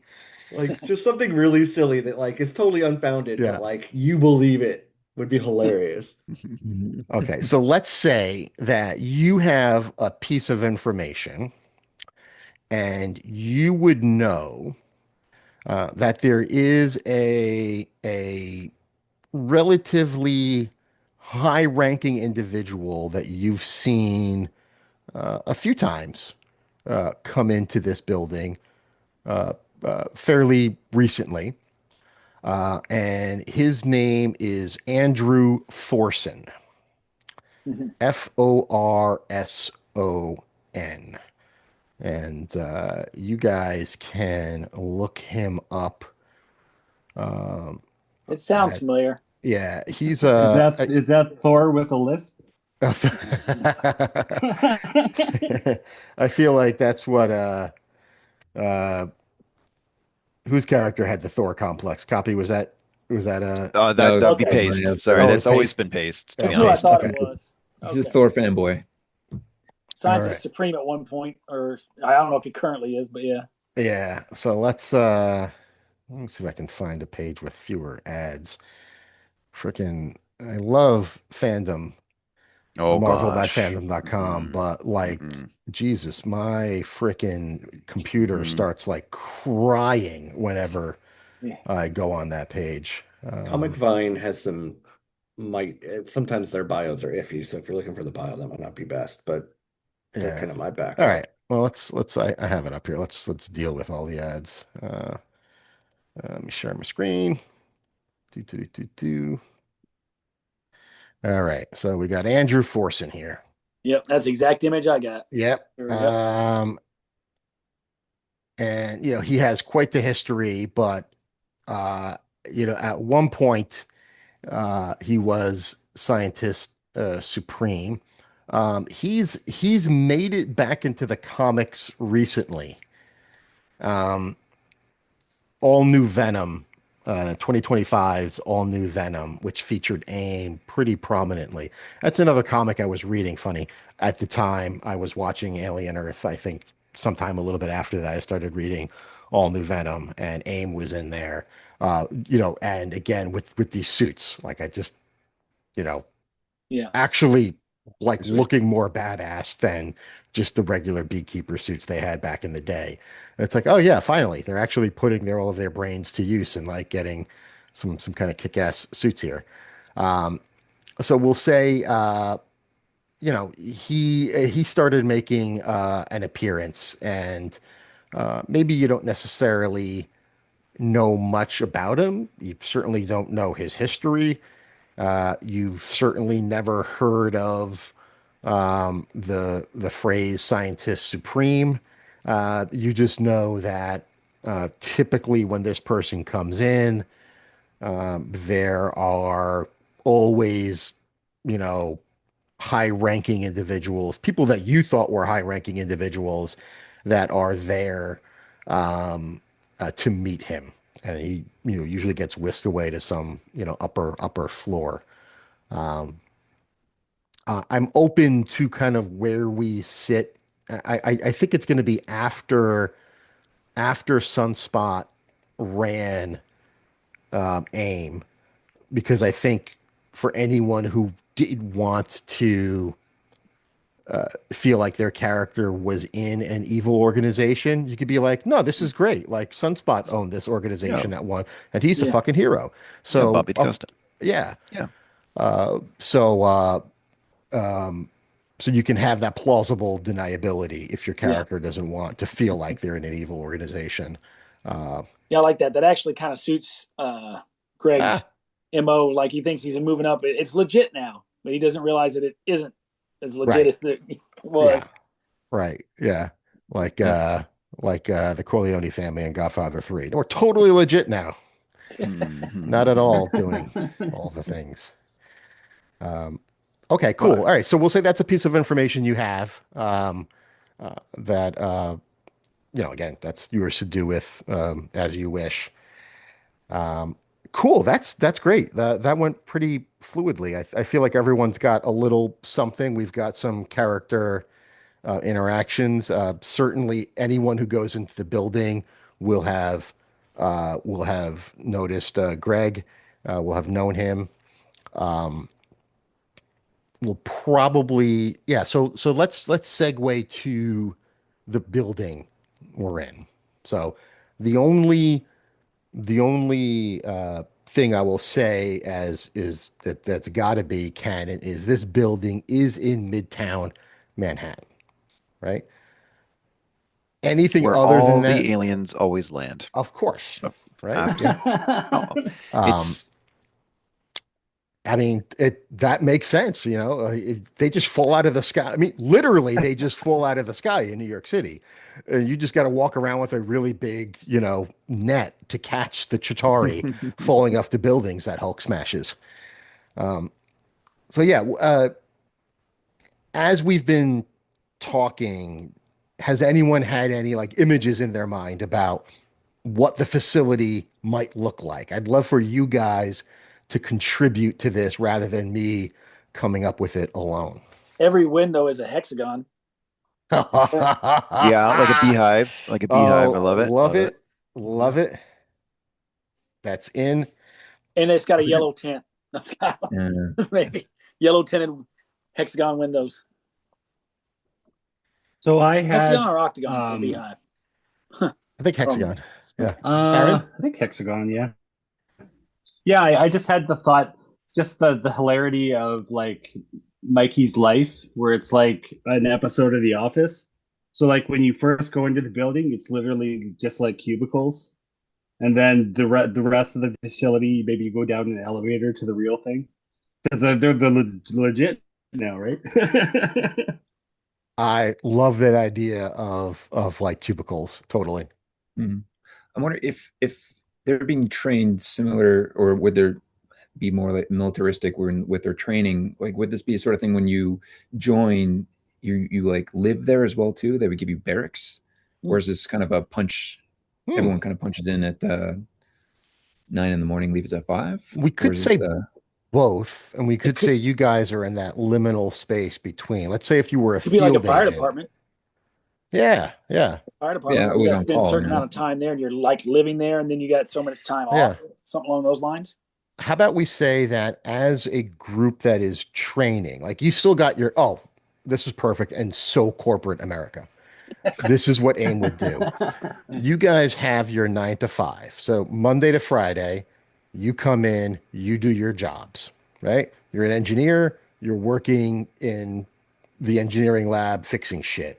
There's the medic lab for, all of the burn victims to come in when some problem happens. Billy's, Greg is just, working the front gate. But you guys have been giving this great opportunity, and this opportunity gives you the honor, really, of working your weekends too. I mean, how great is that? Oh, yeah. And yeah, I He mean, think about it. You get he to do wouldn't your leave. regular job. You don't have to fall behind on your regular job. It's really gracious of them to schedule this extra training on the weekend where it doesn't impact your work life. That's work-life balance right there, if I ever heard it. And then we'll sign me say up. for that, maybe that training happens in a, I don't know, lower level, higher level. I'm not sure. I'm sure this place definitely goes to the sub levels. Yeah, Yeah. they've got Okay. a secret elevator that takes you down way into the ground there, where they got the big laboratories and stuff like that, where they Oh, do all the the. bribes they must have given the New York City government to just like screw all of those rules. Yeah. Yeah. Love it. Probably bribed Mole Man too. Bribed who? Yeah, Mole Moment. Man. Yeah. he's in on it. Yeah. So let's say the weekends would be when you're in the bee suits, doing doing additional training, let's say. Um, cool. All right, so we've So got my thought with Mickey is he's probably intellectual property, so he probably lives in the facility. So yeah.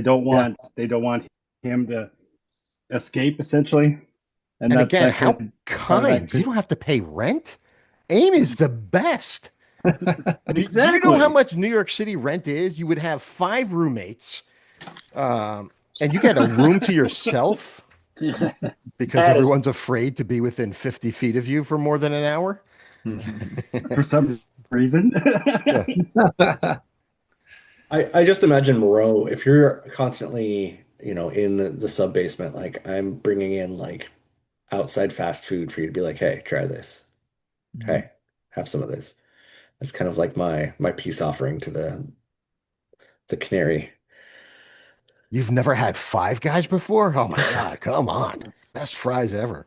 he's, That's he's cool. not doing his own version of Supersize Me. Well, we'll You know, see. His his own side his experiments. body is a Wait, temple, obviously, right? He's practically a vegan. I no. yeah. Um, if they have a lab access, I'm not sure like at what level you're thinking of our level zeros, our rank zeros, sorry, being. But my character, in my headcanon, anyways, would have access to a lab. He'd be the only reason why he'd have joined or accepted the invitation to come join AIM, work up the ranks, is to work in a lab Mhm. setting. So as long as there's access to a lab, a forensics lab specifically, um, that's where he would sleep. if given the opportunity. He'd Yeah. just be under the desk and working his 9 to 5 or just working his 24/7. Yeah, so let's say how about during the 9 to 5 you have maybe less exciting forensics work to do. Like we'll say unlike the canary, a lot of subjects, test subjects wind up dying. And so you are working on Oh them yeah. a little bit. What's left of them? Yeah. Right. So Yeah, that's like absolutely. that's Figuring out Monday to what Friday. Yeah. absolutely figuring out what caused the death, what the what chemicals were used, what kind of weapons, ballistics, Yeah. whatever it was, yeah. And how can we improve on this? Yeah. Exactly. Yeah. And we'll Yeah. say, um, and we'll say maybe that's like because that's something they probably would not want New York City officials to know about. So we'll say that's like on a level like -1, like a one below. And then there's other labs farther down, 2 or 3 levels down, We got sub level where 1, sub level 5. yeah, uh, where maybe your level of seniority is you would be assisting Hmm. others That's good. and uh, And be completely condescending the whole time. yeah. Just yeah. Yeah, so pick an alien race maybe that you think you would have. Let's say you had an opportunity to get involved in one of these. And really it's not just an autopsy. It's like weeks and weeks of imagine like a cold lab, like refrigerator cold to keep these bodies from rotting. And he'll have special knowledge on that specific race. Yeah. Oh, We'll yeah. give Oh, you that's a nice. we'll give you a Like an I'll edge give you an on. edge to like anything relate any logic check Ooh. related to that particular species. That sounds good. Well, now I have to pick something real close. Oh wow. Do I have to say now? Because I'm thinking brood, but Okay. there's just a okay. Well, we'll pencil that one in. Pencil and brood. Okay. Okay.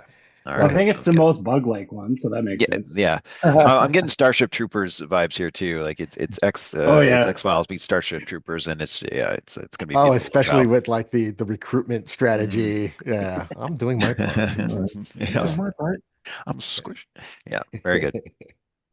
Uh, there could be a guy that's missing an arm, a lieutenant guy that has no arm or something. All right, so let's see. Paste, anything from you that you can think of that you want to contribute? Like, where do you imagine the engineering happening? Like, what, like, do you see like that same dichotomy between like the day job Monday to Friday and something else maybe below decks? Yeah, that's what I was trying to think. Like, because this is his full-time job. So yeah, I would definitely see him more assistant phase right now. As you said, Mhm. he's very low level, right? But he'll take whatever work he can get. So he's probably just apprenticing, if you will, Mhm. under someone right now. I could see But yeah, him I could doing sort of sorry. like he would do what he was given and do it very well, but he'd have Yeah, his own little side projects that he would try to work on in his free time. And if anything, he could just steal away or just hold on to or just sort of add to his own ideas, his own inventions. Sounds like for sure. sounds Could like he I be something. in mean, charge? Could he be in charge of like the scrap stuff that gets Yeah. destroyed or damaged, and you're salvaging it? Like, hey, do away with oh, this, that's but you cool. actually start salvaging it Yeah, yeah, yeah. together. And I can start. Yeah, okay. Yeah, Working like on stuff Okay. my own time, you're the taking it home junk and doing my own guy. projects with it. Yeah. Yeah, you're the junk guy, Kind but you're the good junk guy. oh, okay. Yeah, I kind of Yeah. like that. Yeah, yeah, yeah. Okay. Yeah, See what and you're let's getting into. say let's say that things are kind of let's say AIM tries to compartmentalize things a lot, right? There's individual cells or honeycombs or uh, they don't want to give too much information to people at lower levels. So I'm trying to let's let's think of like the older technology as being like the older beekeeper suits. Mhm. Or suits, yeah. And we'll say that the most impressive piece of technology for those suits was the headpiece, Hmm. right? And that's got all sorts of different stuff in it. You've got like communication stuff in there. You've Hmm. got filtration stuff going on in there. You get like an Th- Iron Man heads-up display or something like that, or is that too high yeah, tech? yeah, no, sure, Sure. absolutely. Why not? Cool. So we'll say like that. Let's say that kind of that headpiece is your kind of focus. And anytime one of those breaks, which is often, and sometimes it could be as easy as just like, for you, it's as easy as replacing a broken iPhone screen. That guy who sits there, oh, I got to do like 10 of these a day. Mhm. Uh, but, occasionally you might see some like, wow, what kind of weird energy did damage to this? Like, is that like Finding some scorch weird, marks? Is that yeah, weird acid? residue or something. Yeah. Yeah. Yeah. So you've got a Uh, little sense that there's some other stuff going on. okay. And then on the weekends, we'll say that. So that stuff is your 9 to 5. That's like independent. You at a desk, kind of repetitive work, but then you get to be part of a team that could work on something a little more substantial. Maybe even like weapons at that point. Mhm. And we'll say that's where you heard some of those rumors about the mechs. And maybe Okay. you could even have validated it when you work on, like, let's say a weapon. You can clearly see there are points where this weapon, like mount points. Yeah. It would connect to it. Yeah. It looks like it's going to connect to a, an armored gauntlet or something like Yeah. that. Or, And we'll yeah. say you've worked on 2 or 3 different types of weapons, and sometimes they're wildly different in terms of energy source, energy type, range. Sometimes it's missiles, sometimes it's lasers, sometimes it's a flamethrower, all sorts of different stuff. But the one thing you noticed, no logic check needed, is the mount points are always exactly the same. Oh, cool. Oh, very cool. Okay. And so we'll I say like that. that. So you've got that lab, that sort of specialized lab where, and we'll say that's like sub-level 2, and you're at least aware that there's a sub-level 3 Okay. engineering lab. And by the way, I should say this. Um, you guys are all responsible for remembering this shit because I will absolutely This is not. off the top. Yeah. We got a Yeah. little sketch pad. So, I Hey, got uh, some notes. you guys all remember when Fuzzy gave us all those really cool weapons? Yeah, that's I remember that too. luck. Yeah, Hey, I this remember is That that. was so recorded nice at of him. least. I can double check after the fact. I remember being able to teleport. I don't know about y'all. Saw us coming. Mickey Kurt Wagner, the Canary. Um, all right. So what else? Is there anyone? Aaron, anything you can think of? I guess we talked about cubicles and that you're living there. We got your contribution there. Anyone else that has any ideas? Here, let me put this out as a question. Where do you guys eat? In the Uh, lab. I assume. Okay. Go ahead. Yes, a copy set in the lab. I'll go to any local delicatessen. Okay. I like my turkey and ham and bacon and ranch dressing. No veggies. And do you I eat? assume there's some kind of cafeteria with Okay. experimental sauces. Experimental The sauces. AIM Szechuan sauce. Mm. Artisanal honey, oddly enough. I Hot feel honey. like AIM would be the type of organization that would say want to have their folks on site as often as possible. So yeah, I think a cafeteria, kind of makes sense. We can say there's one on site. Yeah. They got a Actually, pretty there wicked. would definitely have to be one on site for the weekends because I feel like that's the kind of thing where, for security purposes, like once you're in, You're like, yeah, if there's going to be housing there, then there's got to be like a cafeteria or something there. Give you a box Is lunch, so you lock you in. But it, yeah, Yeah. cafeteria would work too. Yeah, Yeah. I'd say this place, I the like that. cafeteria has a wicked poutine, so I'd probably be eating at the cafeteria pretty much every A day. what? Poutine. And I Poutine. imagine Listen, It's I heard that Even- Montreal is the place you have to go for real poutine, even though the only place. Actually, I've had Really? poutine in Montreal and Toronto, and I preferred the Toronto poutine. Thank you very much. Preach. Oh, shots All the time. fired. I Yep. did. I enjoyed I went to a couple places that they had all sorts of It's crazy stuff you can put on it, and I was Yeah, that's- down for that. Yeah, it's all about the gravy. I'm sorry. Yeah. That's where it's got to be. Yeah. no, You can have fries anywhere. You can get your cheese curds and all this stuff, but if you don't have the right sauces of that right gravy, it's not even worth it. It's not worth I the had a penalty. trip for work to Canada where I literally had poutine for every dinner I had on that trip. Are a god. Yeah. Yes. If, all I'm hearing is that's a lot of soggy fries. they were I've soggy. eaten it fast enough. Yeah. Yeah. Although I'm from, so in Jersey, they have something in the diners called disco fries, which is essentially the same thing. It was fries, gravy, and mozzarella rather than the cheese curd. But I would have that all the time growing up. So it was just prepping me for the real thing. There you go. All right. Yeah. So let's say there's a cafeteria there. And we've just established that even though it's New York City, they have an international flair. So you've got Korean food, you've got poutine, you've got sushi. Falafel. Oh, definitely. Yeah. Yeah. All sorts of good stuff. I would also imagine that like for the true workaholics or the people that fancy themselves on the go, they've got like weird Soylent Green like vending machines that you can just kind of like it's not actually people, but it's just like, nutritional bites that you can just be like, get your AIM nutritional bites and then go back to work. Soylent Yellow. Yeah, let's say that there Generic is.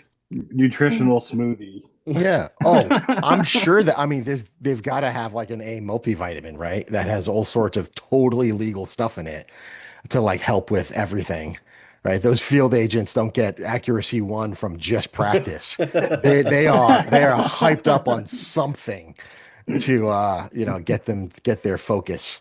I'm On passing point. them combat stims in the field, just like, Yeah. here, try this. Yeah. The coffee is all high test. Okay, yeah, cool. I love that. Anything else that you guys can think of in terms of the environment that you're all in day to day? Right? So this Well, is I a wanted- really. Oh, go ahead.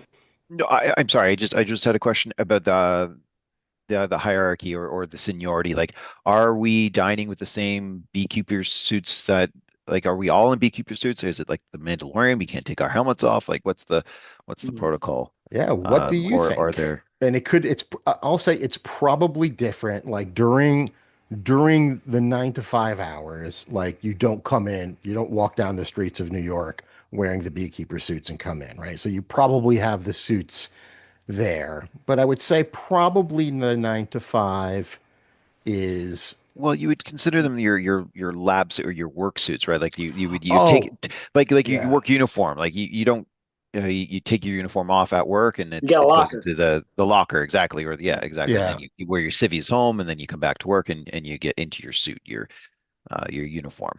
Yeah, I totally up to everyone. The only thing I would say is, like Billy, if you're working the front, then you're Yeah. just in a traditional suit. But I would say once you get anything in the sub levels, and we'll say You're they're super required to strict have the super security. your- Yeah, and we'll say your- Billy, like you're like several promotions away from having Greg be like security for the sub levels.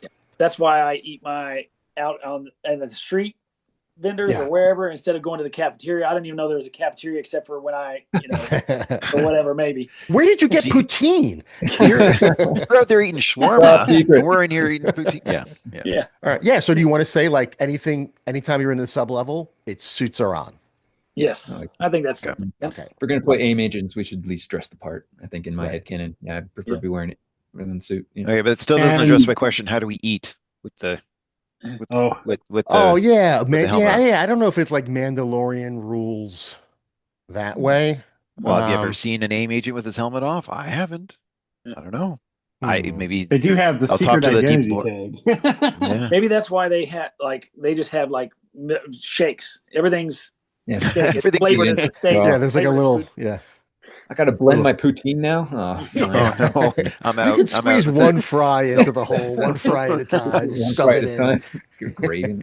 Oh no. A nice little gravy stain that's just permanently there. Yeah, I mean, I'll leave that up to you guys. Um, and the reason I'm bringing this up is, so I didn't mention it during this video, but I mentioned it, I think I might have mentioned it being a little bit of a West Marches vibe, right? And in West Marches, the idea of having a home base is important. And it's important for the practical reason of in a West Marches style campaign, you don't necessarily have to have everyone together to play. It's whoever's available, you just go with. And that's to combat like the death of all campaigns, which is scheduling. So in order to do that, these explorations into whatever the equivalent of the wilderness hex crawl is going to be for this, whether it's room by room or spaceship by spaceship, we got to wind up back at the headquarters at the end of that game. So that this headquarters will be important. In fact, I think what we could do is, given that we've already sort of established everything that's there, this is kind of what I was trying to do. You guys have pretty much just created the headquarters. So what you can do is on your own, or if whoever wants to work on it collaboratively, however you guys decide to do it, create the headquarters.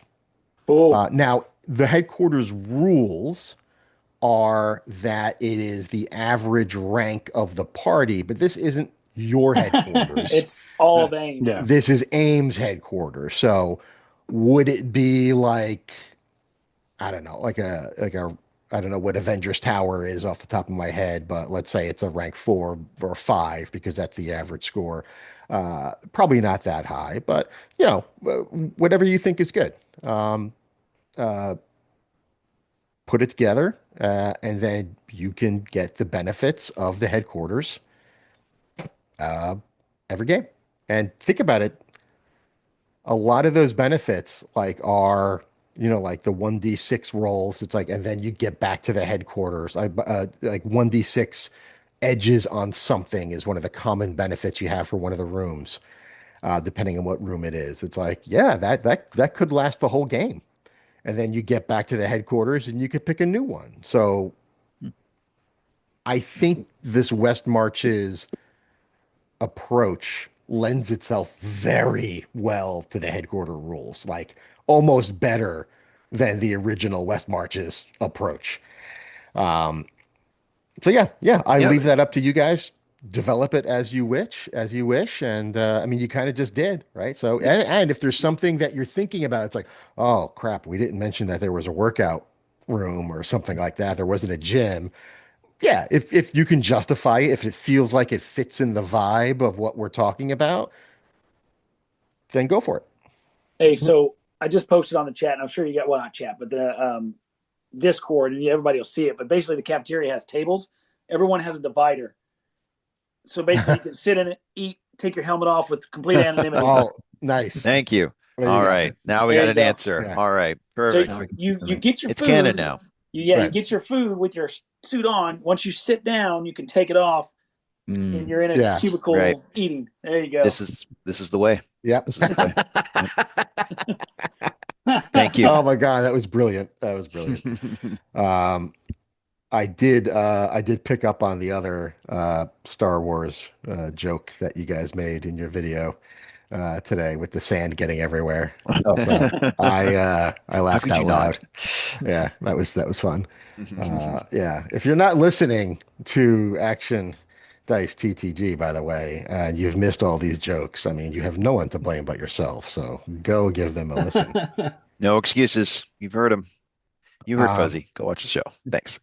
if you want to make me happy, So I yeah, had a yeah. yeah. So I Go ahead, had a Aaron. thought about the rank. The easiest way to do it is it's not necessarily what like our headquarters isn't the rank of the whole building. It's just the rank of what we have access to.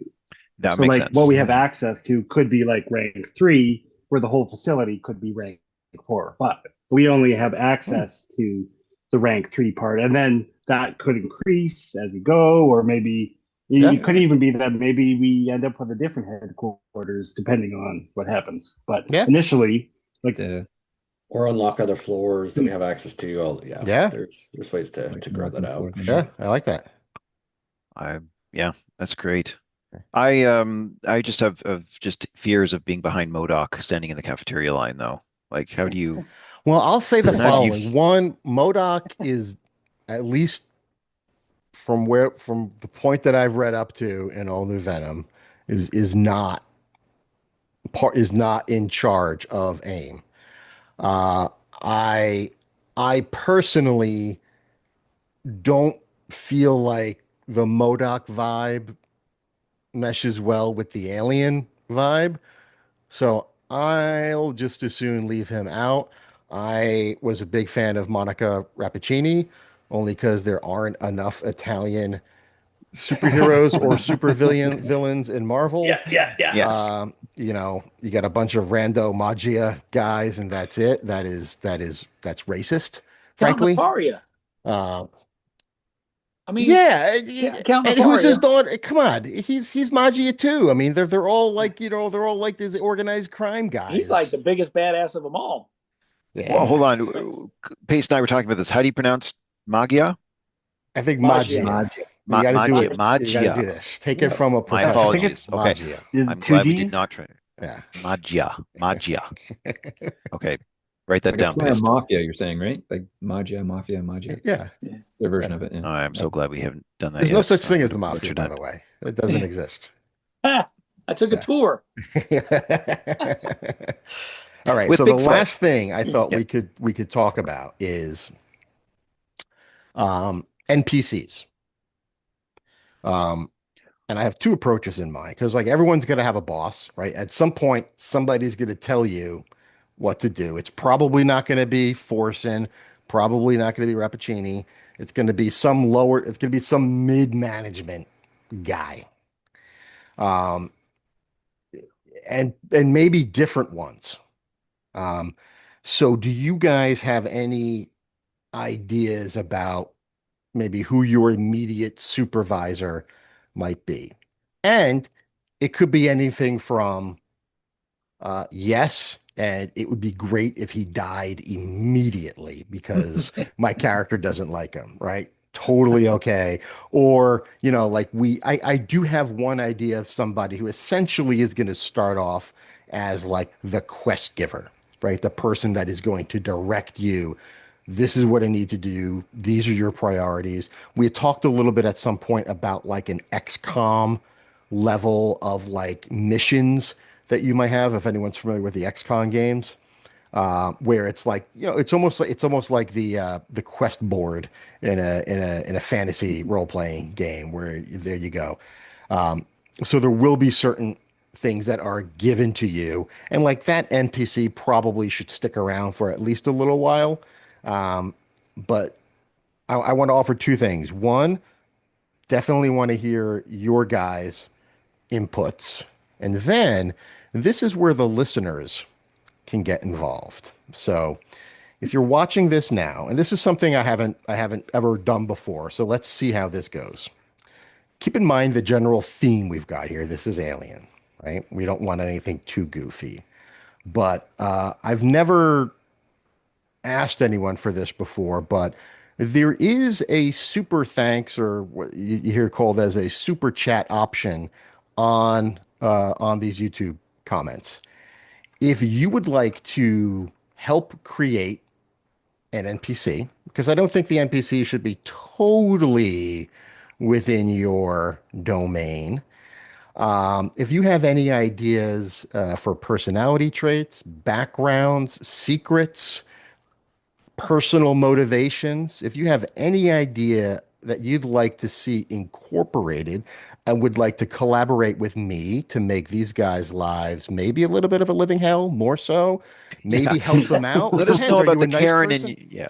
Let us know Yeah. about the Karen in your office and what would you like to, I have already let us- given a lot of thought to the personality traits that this quest giver is going to have, and you can be damn sure it's coming from my work environment. this is oh man, this is Damn gonna feel sure. so this is gonna hit it's gonna Yeah. hit real Yeah. real So if real. you've got somebody you hate at work and you want to inflict their insanity on these poor, unsuspecting AIM agents to be, then yeah, let's try that out. I love the whole reason we're doing this is to be collaborative, right? We want to have groups running through similar campaigns together at the same time and having maybe one group influence something else. But even if you don't want to kind of be a part of it that way, this is an opportunity for you to be a part of it in another way. And also, I am planning to go to a lot more cons this year. I just went to my first con. I ran a game, for free.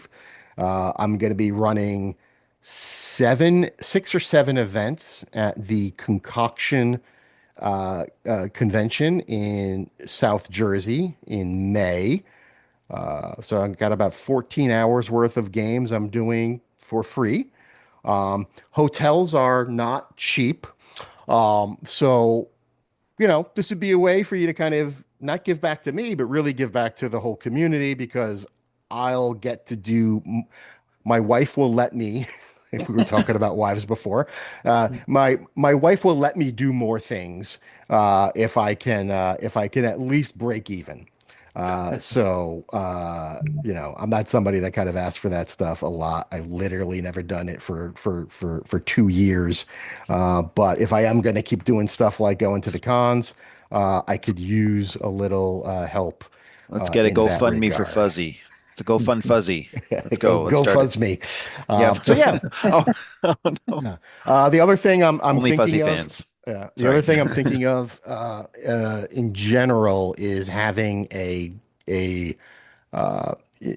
can be subscribed to a YouTube channel, and then you can be you can have a membership, and I don't have that turned on, but I have been creating a lot of unique iconic items that you guys will see coming up in the games to come.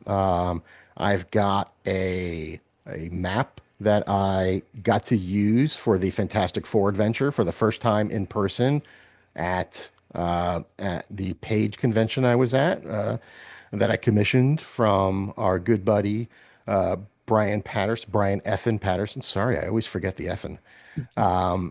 So, I'm thinking of making stuff like that available to people who become members. That was commissioned, did not get that for free, but this would be something you could use in your own game if you wanted to run. So, I'll have more information on that to come, but basically, I want to be able to do more for the community. Really had an incredibly inspiring weekend. And this, a little help would kind of go right back into the channel, right back into the community. And yeah, we'll see how that goes. Awesome. So, so let's get back to NPCs. Do you guys have any initial thoughts maybe to kind of get out there to kickstart some I have a ideas? couple. All right. I think personally, I think like Moreau probably was brought into AIM by like a sergeant back in their military days that like has Hmm. also found their way to AIM and was like, hey, we've got, we always need medics because people are constantly, I don't know, losing arms or getting sick from something. We need a medic of some kind. I also like with Bevan's background in hockey, like I got this idea of like how like there's like fire versus police like hockey games. What if there's like an aim versus Roxxon like hockey cup?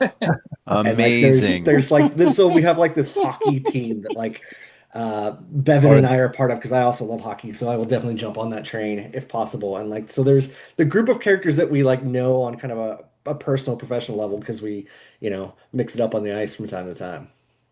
I was gonna say we could totally start like a in-house league or something like that. We just have like a sign-up sheet for everybody who wants to play. We can get a little team together inside AIM. Yeah, going against rocks on that's hilarious. That's good. That is awesome. I love that idea. I'm trying to think. During the winter, uh, in Bryant Park, which canonically is 2 to 3 blocks, let's say 3 blocks away from where Avengers Tower is in Times Square. Yeah. They have an ice rink that they put up temporarily during the winter. Um, Never seen anyone play hockey on it, but this is our universe, so maybe with enough sponsorships, right? It's the Bryant Park Hockey Rink brought to you by AIM and Roxxon. Logos all over the place on the boards, and they get free reign of that maybe on certain nights of the week to practice, and it's like literally just a 5 minute walk from the building. And odd strains of food poisoning from all the concessions. Oh, it's so weird. Yeah. Weird, yeah. None of the equipment is legal or to spec either. It's all custom. Yeah. Yeah. This has to be the worst game of hockey you've ever seen. Being all scientists. Yeah. Oh, Yeah. Well, they have rockets on their boots to skate for them. I was and, gonna say it's like or the shoot best. for them, Yeah. Yeah.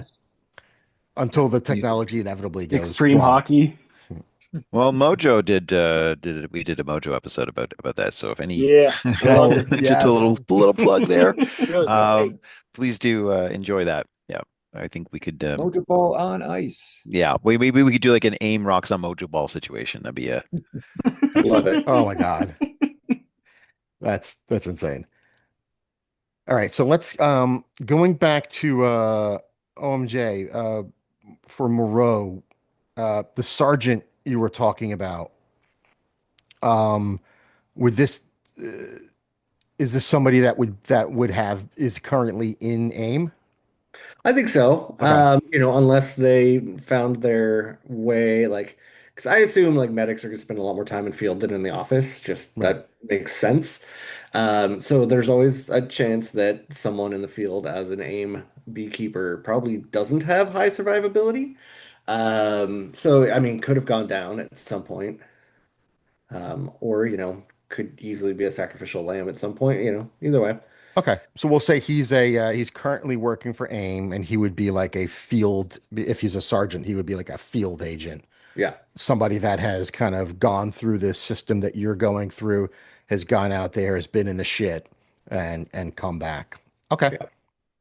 all right. So we've got a field agent, and then what would the NPC? Was there an NPC in mind with the Roxxon AIM hockey thing? I'm I mean, thinking it would be like a team captain or something. yeah, presumably, like maybe the best AIM scientist that is playing hockey is, the captain and um, I'm open. It was literally just like it's a great idea for an NPC. I didn't really have much beyond the concept, Yeah. so I'm definitely fluid to get input. Well, I do remember being on a softball team for a tech company back in the day, and yeah, didn't have a lot of superstars, but there were like we happened to have like one part of the building that wasn't like pure nerds. It was like I don't know, I forgot what it was, but it was like I don't know, financiers. It was something else, and it was like, oh wow, there's actually some athletic people over there. So we would like make sure their group was like 50% of our team, even though we represented like 95% of the building. That was Yeah. that was always my beer leagues and volleyball was like that too. It was like, how do we find the most, maybe not even they've never even played volleyball, but they're the most athletic people we can Yeah. find. So Right. in they go. Relatively speaking, these guys are like MVP every day. Yeah. Mickey definitely plays for the team. We just send him out to hurt the other people. yeah. He's a goon. He's the He's our enforcer. goon. Yeah, yeah. Well, to I get think hurt, we're all really, goons. I don't know. We'll see. he's like the reverse goon. Billy, how about Greg? Do you think he's got someone I mean everyone's got to have a boss, right? But do you Yeah. like what do you think? Any I've ideas? been sitting here kind of racking my brain, and I'm just like, I can't think of anything right this second. I might have to mull on it. It's actually I'm juggling too much. The headquarters thing is spinning in my head because I like to build stuff. Yeah. So I've been a little bit too much focused on that, and I've been having trouble hemming down who would be his boss. Hey, luckily we've got pushing 3,000 subscribers Yeah. that can So help you out with some somebody come up with a suggestions here. good boss for Greg Henshaw, the security And guard. I figure if your boss like is really into sticklers, they're also the worst person to work for because they are also a stickler. Like Mhm. just constantly negging and like, well, you could do this better. You could do this better. Da, da, da. Not that we have ever worked for people like that, but they do exist. Okay, and let's see. Um, copy.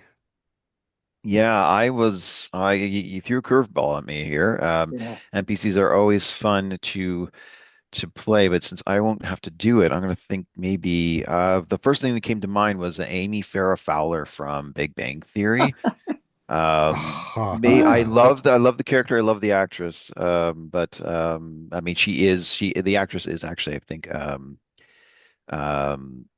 Neuro. Yeah, Biologist, yeah. Sorry, Yeah, I'm drawing a blank here, but a neuroscientist yeah, essentially. neuroscientist. Yeah, she's got a biologist. Yeah, PhD if I recall, yeah, right? yeah. So maybe that's why it just I sort of think she popped has into more my than one brain. But actually. Or maybe maybe, I'm yeah. maybe. But anyone like quirky mannerisms like that, or maybe even a Sheldon, which would be Mm, kind of interesting. Like just the personal the personality of a robot essentially is who we're working for because you kind of have to shut your emotional side off when you're working in these labs um, to really be effective. I mean, in I don't want to be speaking general terms, but for this particular lab and in what they're doing and the experiments that they may be working on and yeah, you sort of have to put your empathy away and mm, just look at the analytics, look at the numbers, look at the you know look at the numbers. right. Yeah, so maybe something along those lines. Okay. And let's see. Paste, how about your job on the engineering side? We'll have we'll have a team captain, or I guess your boss could be the team captain as well, but I'm thinking more in terms of line of assigning work to you.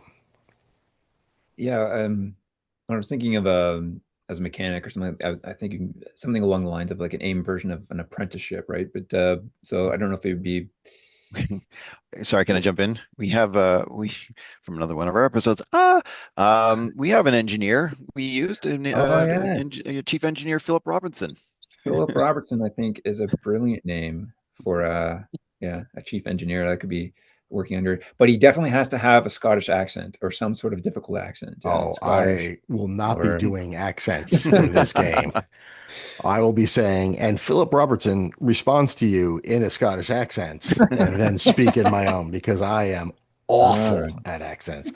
I am jealous that you guys can do voices as well as you do on your channel, and I just can't. Yeah, yeah, I'm toying with an accent for my character for Bevan. It'd definitely be very Canadian. Do you ever see Shorzy? TV No. show? Oh no, okay. Oh yeah.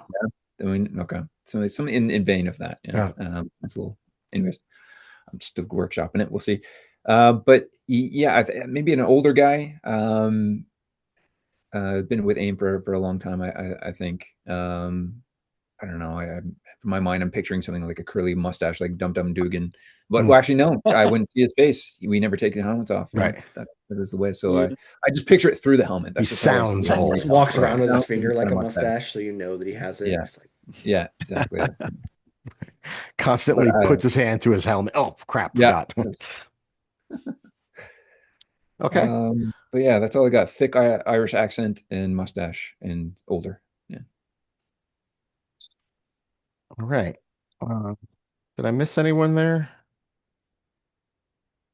What about me? Oh yeah, Aaron. What would I don't even know what your boss would look like. Or like Well, It would. I assume it'd be somebody that's directly in charge of me, and I don't really want to personally figure out who they are. I'm much rather being surprised.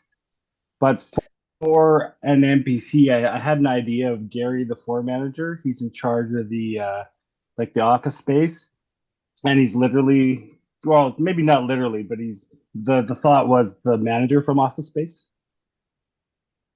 Oh, with the cup, with the mug. I mean, Yeah, it would be nice if you yeah, would. so, yeah. Like a Steve Could Carell? Mhm. No, from no, Office what No, is his the Space. name? Office The Space. guy, he's always drinking. Oh, Like, yeah. So I'm gonna need. And I yeah, can't what can I speak in tell his you that? voice, yeah. but So I'm yeah. just So we're gonna gonna need you need you to to Yeah, move move. down Yeah, into yeah, yeah, yeah. the, Hmm. yeah, that guy. yeah. Okay. Well, every office has got one of those guys. Something So yeah, along those lines. Doesn't have to yeah. be exactly that, but that was the idea I had. Yeah.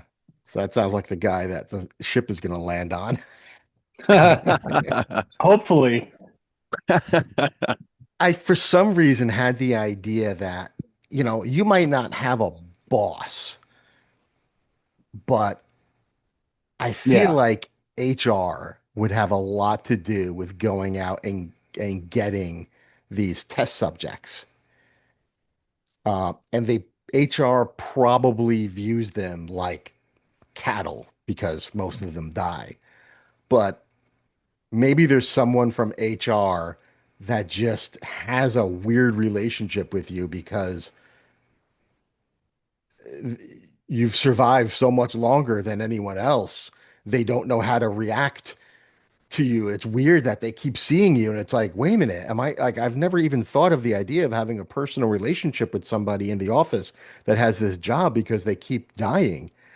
Um, And that's yeah, so all they could think of was to like copyright me or something, or make me intellectual property because they didn't yeah. know I, what I else to just do with I me. just like the idea of like, well, one, just HR being horrible. Sorry if anyone out there is like working for HR.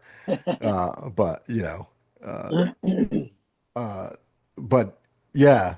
I don't know. I feel like there's just a little something, little corporate fun there to be had. Maybe if anyone Let's listening go to has any someone ideas on that monitoring that, score.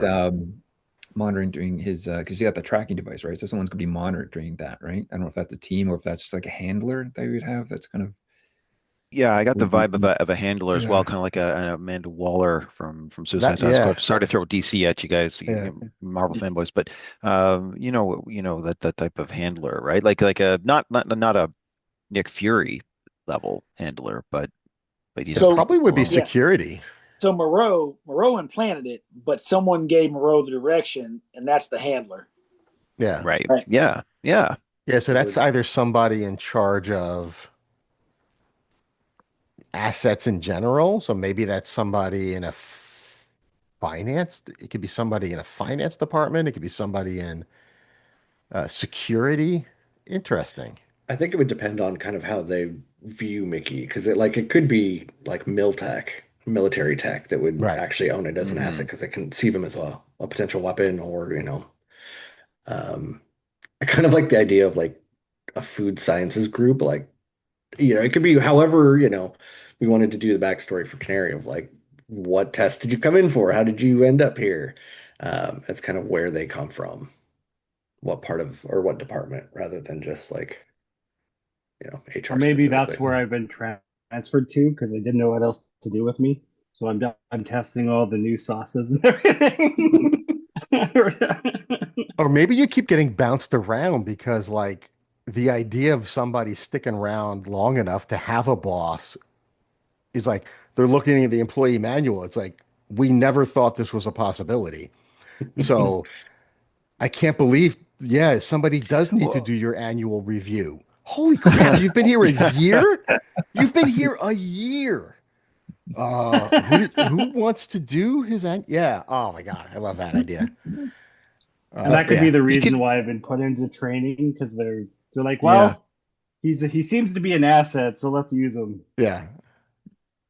Because because otherwise, what like a test subject, you wouldn't go was it that far test generally. subject volunteer though? I Oh sorry, let me yeah, have lost that Yeah, thread. like It Sun was yeah, like a volunteer. volunteer. in So then you're relay. Right. like a contract or something. Like maybe you've yeah. Oh yeah, like maybe like the contract actually is written up like, haha, yes, these are all the wonderful benefits you get. But in the back of their mind, they're like, no one's gonna actually get these You're not going to benefits. make the three And they're months. like, oh You're my not making God, the this three guy months. actually got all the benefits. He's entitled to be a part of this program. Fuck. We have to put him on a team. Wait, we put him on a team and he didn't die again? He came back again? Oh. I love that. Just an HR nightmare because you keep defying expectations. This has also made me think that Like, I just want to close this case. Right. like in the back of my mind as we're talking, I'm like, I feel like whether it's actually a good thing or not, and it's definitely not, but like AIM strikes me as a place that would be like, hey, we have an on-site therapist that would make a good NPC, like that we've all gone and talked to, whether we want to or not, whether they're giving the best of advice or not. Like it's one of those like you kind of work here, you have to go to our Oh, mandated therapist. Right. after what And we see nothing is in the alien ship confidential. Like later on, like everything immediately goes to like all of upper management. Yeah, exactly. It's like let you sit here and talk about yourself and gossip about everyone you work with, and we're just going to collect all that data. Yeah. Yeah. Yeah. Yeah, that's what I was thinking. Or that they're trying to figure out if you're loyal too, maybe. Yeah. interesting. Yeah. Maybe like try to be as supportive and like, listen, I'm a neutral third party. I'm here to represent you. I'm here to help you. So if there's something that you're uncomfortable with, tell me what that is. Yeah. They shoot you in the back of the head before you leave the room. Now look directly into this device before you leave. Yeah. Right. All right. Well, gentlemen, that is everything I wanted to get through today. And I think that went swimmingly. Is there anything you feel like we haven't touched on that you'd like to talk through before I throw you into the shit? Well, have we? I Well, have okay. a rules question. Yes. So, being that I'm weird science, Hmm. are we using the bad karma rules? Yes. So technically, I don't have karma, but I can spend karma with Yes. those rules. Oh, wait. No, no. Well, I, no, th I you have think you to. can. Yeah, you can You only can spend up to. You can only go negative what you negative actually to. have. Yeah. Oh yeah, so you So Yeah. we're can't go. real zero, so you Mhm. can't. Yeah. So you can't Yeah. go Yeah. negative, right? But if you happen to get one, If you then he happen could to. technically go into negative, right? If you gave I him don't one, think It's based so. on your well, Yeah. rank, though. it's Yeah. based on the Is rank. So yeah, no. yeah. Yeah. Mhm. Eventually, But you'll get there. I'll have to read the rules again. Maybe I read yeah. them wrong. Yeah. I mean, by all means do. I don't, that's not, I don't, I don't play with characters that have weird, so I don't do it That's all that fair. often. It is like you can go negative what your rank is or what your karma is, basically. Right. Well, not your karma, but what your rank But is. your rank. Hmm. So Yeah. if you're rank 0, then you technically can't go Right. Yeah. anywhere. But if you Now, manage to make two karma, you could spend those two on like a It single act. doesn't Right. Maybe. specify that you need karma. Like you don't necessarily. It's based on Yeah, your rank. I'll read it. We can do Okay. that off Yeah. camera. it's gray, but yeah, we've always assumed that he had to have the karma to spend the karma, right? So that's what karma's all about. Yeah. Yeah. All Not right. that. Well, Any other last thoughts that we can get through, or should we call it a night? Nothing off the top of Pretty my head. excited. All or I'm right. still thinking of ways to be a problem. So yeah, we'll get there. All right, well, sound off in the comments. Well, one, if you guys are interested in running your own campaign that's tied to this world, theoretically, you could have your own AIM group that's sent as a second unit, or you could To go have, rescue us. yeah, or you could have.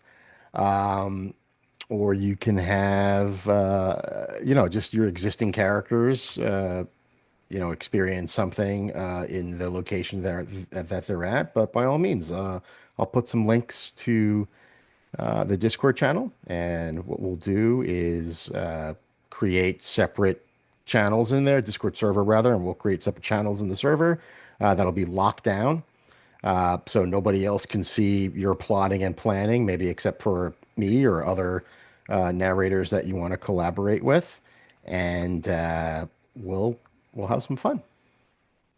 Join us, please. All right. Now, sorry, Yeah, Fuzzy. Yeah. One last question as you're talking, like as joining everyone together, the ranking system being as it is, like there are always, of course, there's Right. always you rank twos and threes and Mhm. fours mixing together on the same team.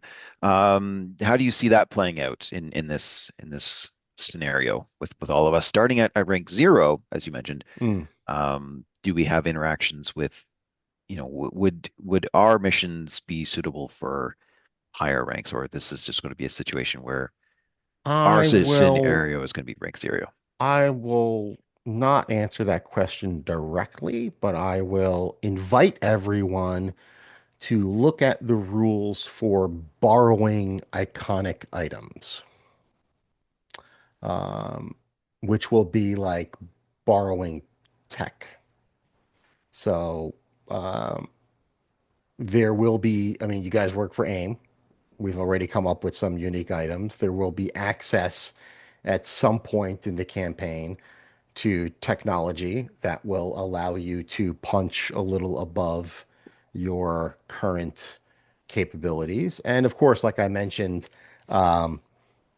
when we get to the point that you guys feel as a group that, like, okay, rank zero was fun, kind of want to start leveling up now, we can do that. And we didn't talk about this, but because I didn't want to restrict you guys to like 10 games of saying doing getting schooled rules and then leveling up.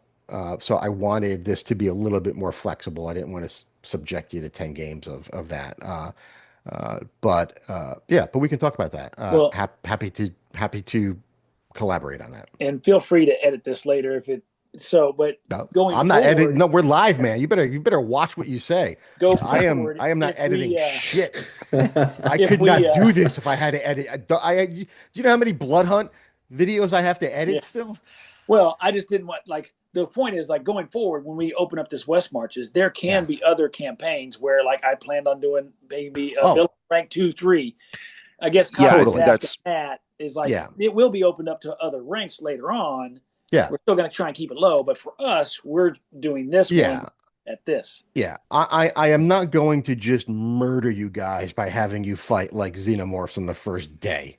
Right? Like, there will be, just like in Alien Earth, there will be a building of tension and enemies before so you guys will have the opportunity to grow as the threats grow, just like any other game. But like a West Marches game, there will be parts of the map, parts of the world that are probably not areas you should go into.